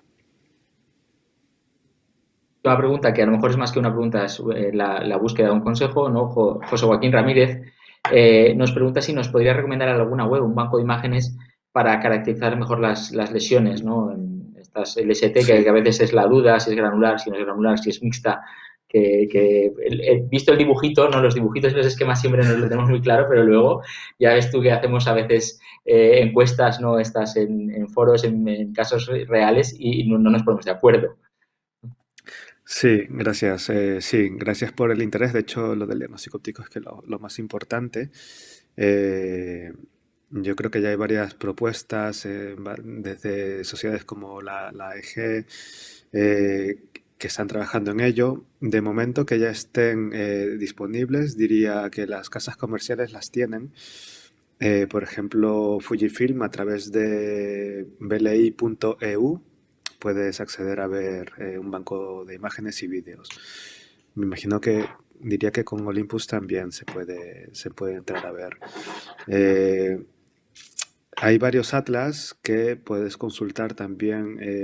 Hay atlas de NBI y de BLI, algunos de Japón, otros occidentales, y yo creo que todos son muy buenos.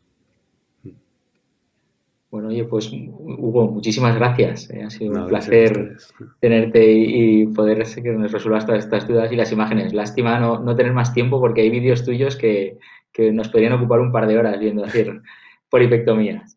Muchísimas gracias. Pues si os parece, pasamos no sé si ya tenemos a la doctora Claudia Arachol ya conectada para poder hacer las preguntas sobre el tema del trasplante fecal. No la tenemos. Bueno, estamos ahí con problemas técnicos. Pues supongo que sí, a Belén Martínez. Dime que sí, que si no parezco el periodista del telediario que no se le ponen. Sí. Qué bien, qué bien, bien. Pues nada, voy a pasar las preguntas para Belén.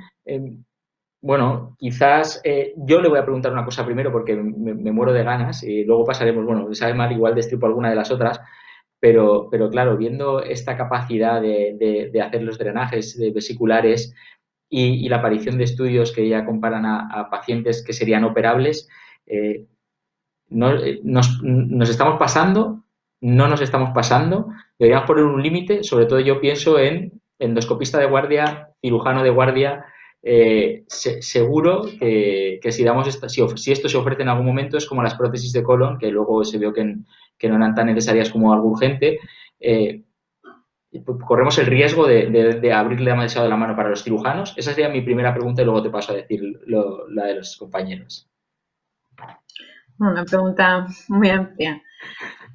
A ver, ¿cómo empiezo?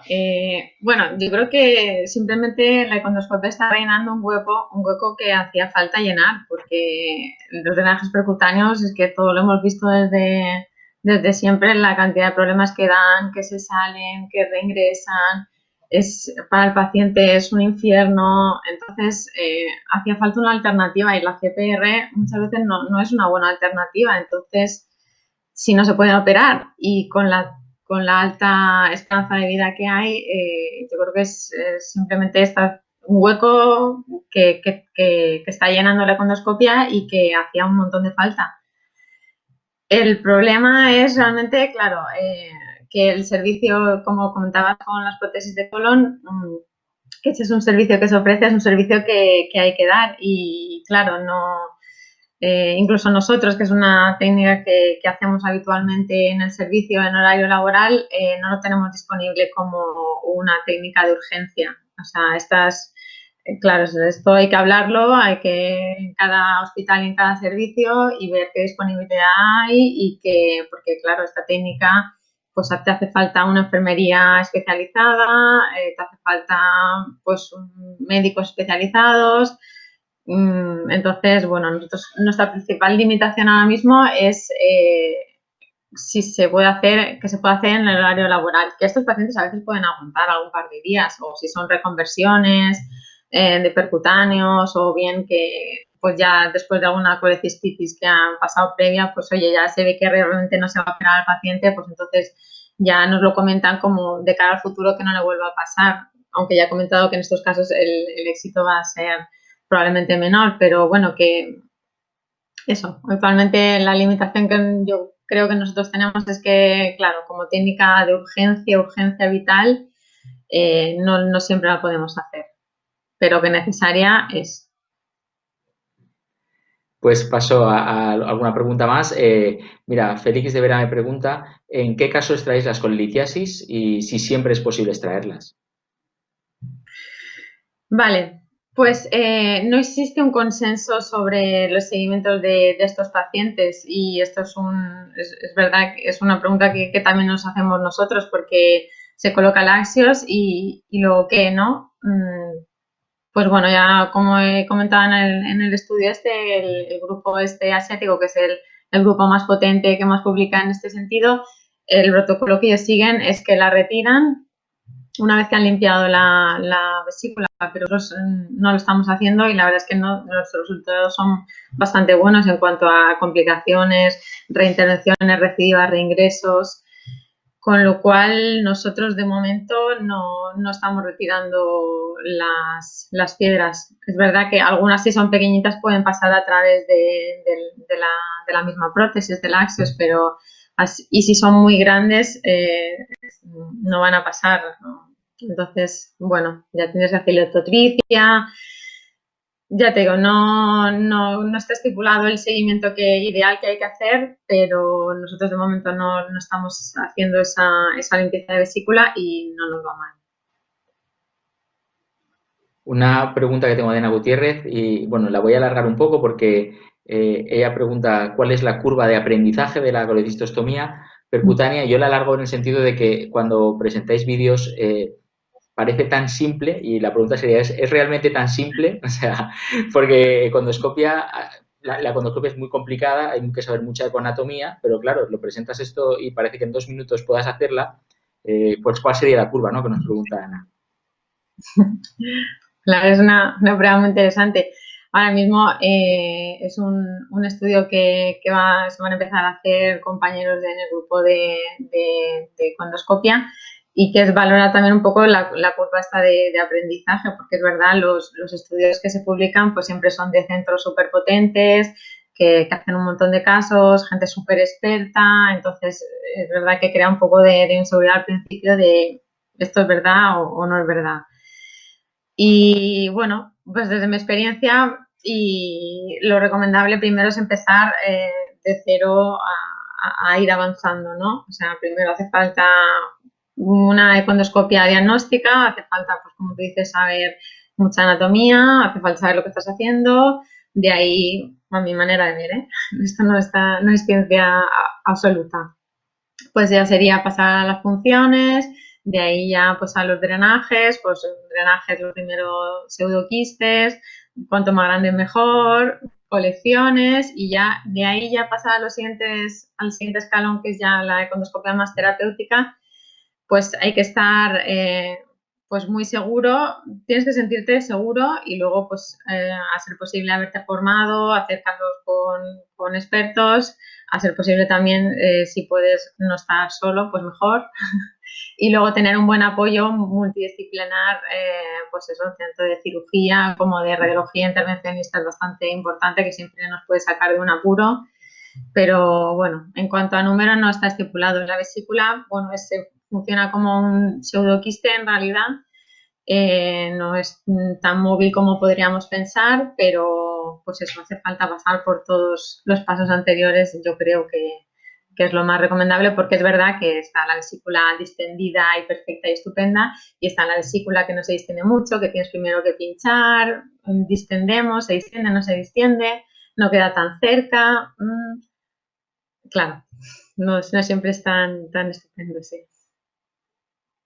Personal, antes pseudoquistes que vesícula, porque como yo he visto No sé drenar pseudoquistes que sangran, que parece el detritus más complicado, no sé, bueno, a lo mejor la función transgástrica puede ser, es más difícil la vesícula.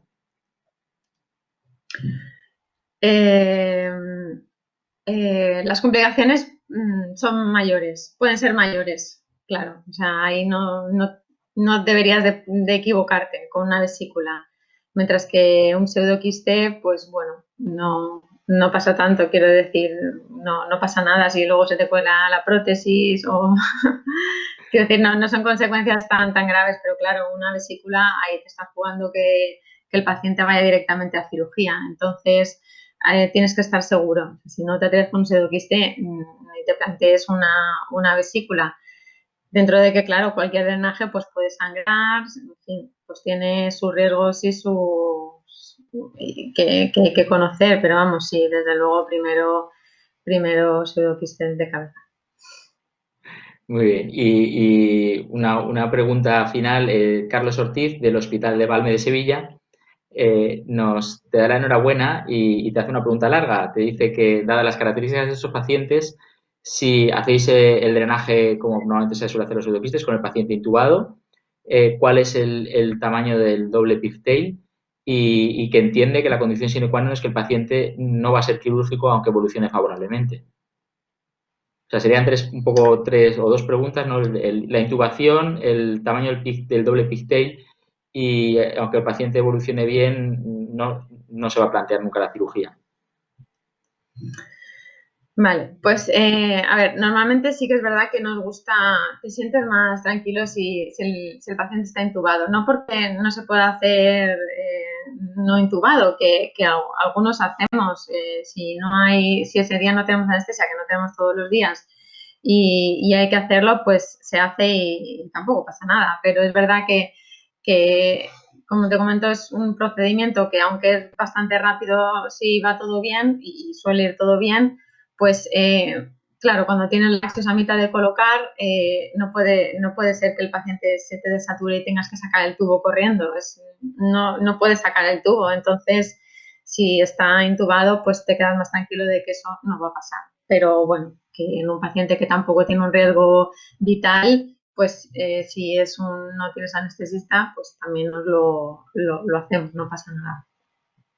El tamaño del pigtail, normalmente nosotros solemos colocar un Axios de 10 por 10, entonces el tamaño del pigtail que ponemos es de 7 French por 3 centímetros. Eso es lo que solemos dejar. ¿Y cuál es la última pregunta? Sí, en pacientes que podrían ser quirúrgicos, o sea, sí, siempre lo ponemos siempre que no vayan a ser no quirúrgicos. Creo que sí, creo que es el caso pero vamos, es que a los cirujanos esto de luego tener que operarlos y quitarles laxos, a nuestros cirujanos por lo menos no les gusta esa idea, dicen que es mucho más complicado, entre otras cosas.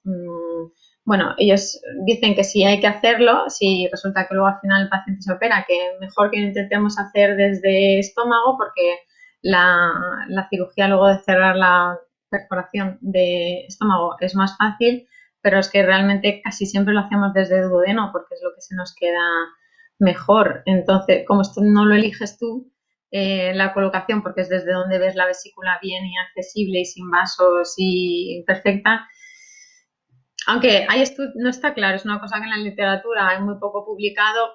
Lo que hay publicado parece ser que no habría problemas en la cirugía después de extraer un Axios, pero a nuestros cirujanos no les gusta. Muy bien. Bueno, Belén, pues muchísimas gracias. Nos has contado un montón de cosas y un montón de preguntas resueltas. Y vamos a pasar a ver si ya tenemos a la doctora Arachol por ahí. No sé, desde los técnicos si tenemos a Claudia. Muy bien, pues voy a empezar preguntando, porque tenemos varias preguntas, un tema interesante. Y la primera pregunta que tenemos, que es de Rodrigo Jover, que es un planteamiento, es decir si hay algún subtipo de síndrome de intestino irritable que se podría beneficiar del trasplante. Y como nos digas que sí, te los enviamos a todos. O sea que a ver qué dices. Vale, hola, perdón. Que en principio no, porque los ensayos clínicos al respecto no dan resultados que sean suficientemente buenos como para implementarlo en la práctica clínica habitual. O sea que en principio no. De momento no. Nos pregunta José Joaquín Ramírez, te felicita por la presentación y dice que le llama la atención la larga duración de todo el proceso, si es igual de largo cuando es una infección grave por Clostridium. Se refiere, supongo, a la selección del donante, ¿verdad? O también supongo que se refiere al cronograma. A ver, cuando es un paciente...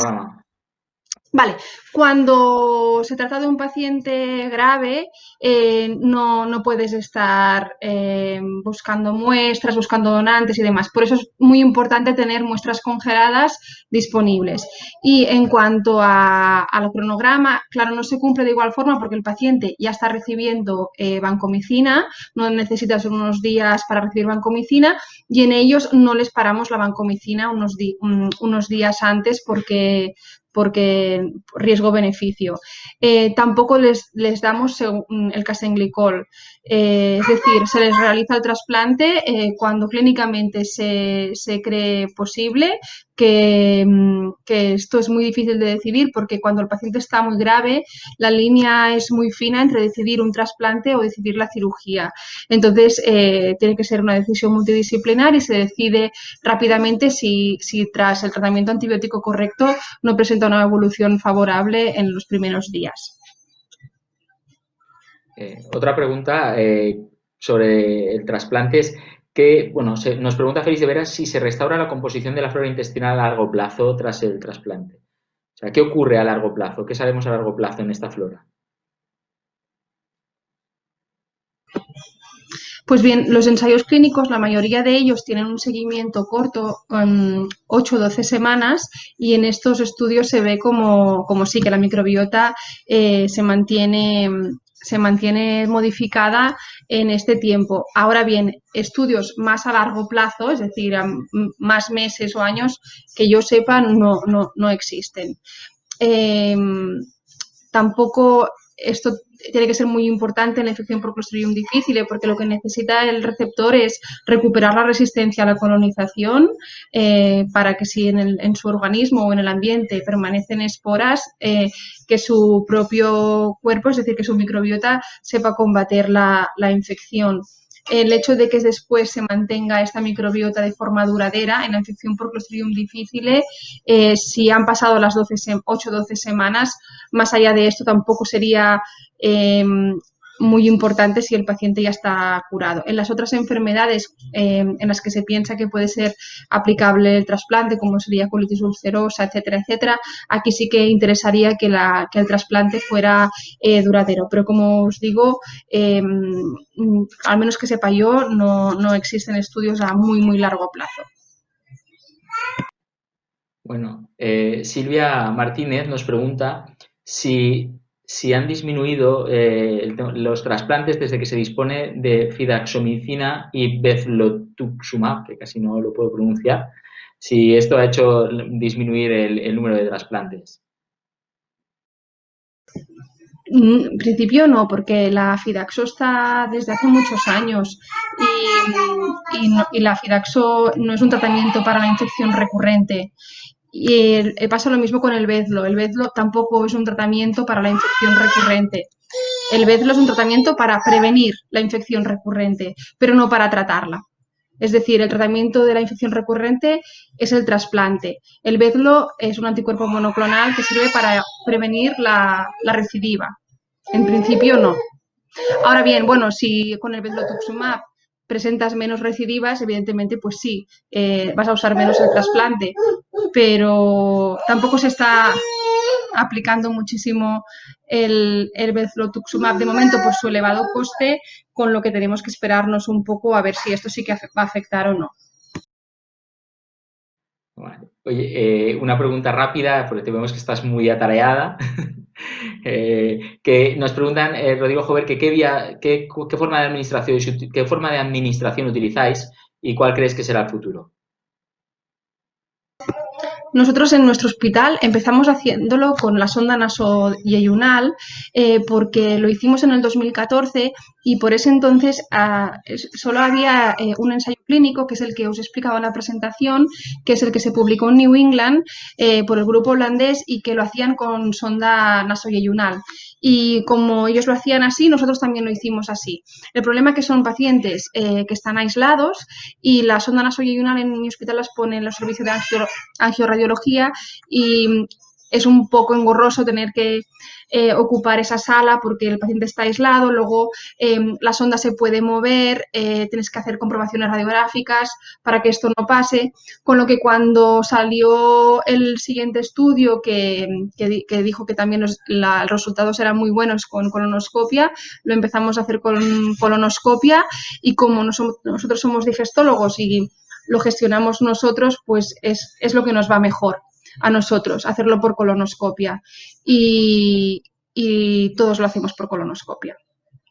Y luego, en cuanto a qué opino que será el futuro, yo pienso que el futuro va a ser las cápsulas porque son mucho más, digamos, más cómodas de administrar y luego en un futuro lo que os comentaba en la presentación, que se van a sintetizar consorcios de bacterias específicos no solo para cada enfermedad, sino incluso para cada individuo según cómo sea su microbiota y sus necesidades.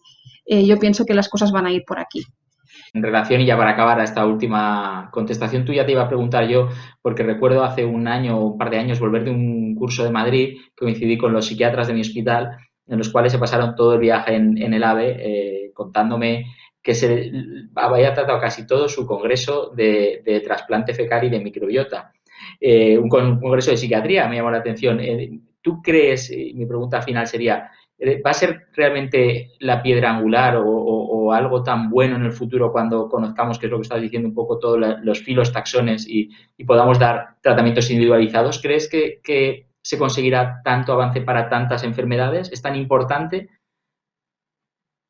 A ver, yo creo que es que está muy de moda y por eso toca hablar de ello, pero el problema con la microbiota es que no sabemos si es el huevo o la gallina. Es decir, no sabemos si la microbiota alterada en ciertas patologías es consecuencia o causa. Entonces, hasta que esto no lo sepamos y hasta que no avancemos más en las investigaciones, no podemos decir mucho más. Lo que pasa que ahora es una cosa muy atractiva, muy innovadora y que da para mucho que hablar, pero tenemos que ser cautos y tocar con los pies en el suelo y de momento es lo que tenemos y en el futuro ya veremos. Pero decir que esto va a ser la panacea a mí me da cosa decirlo porque no lo sabemos.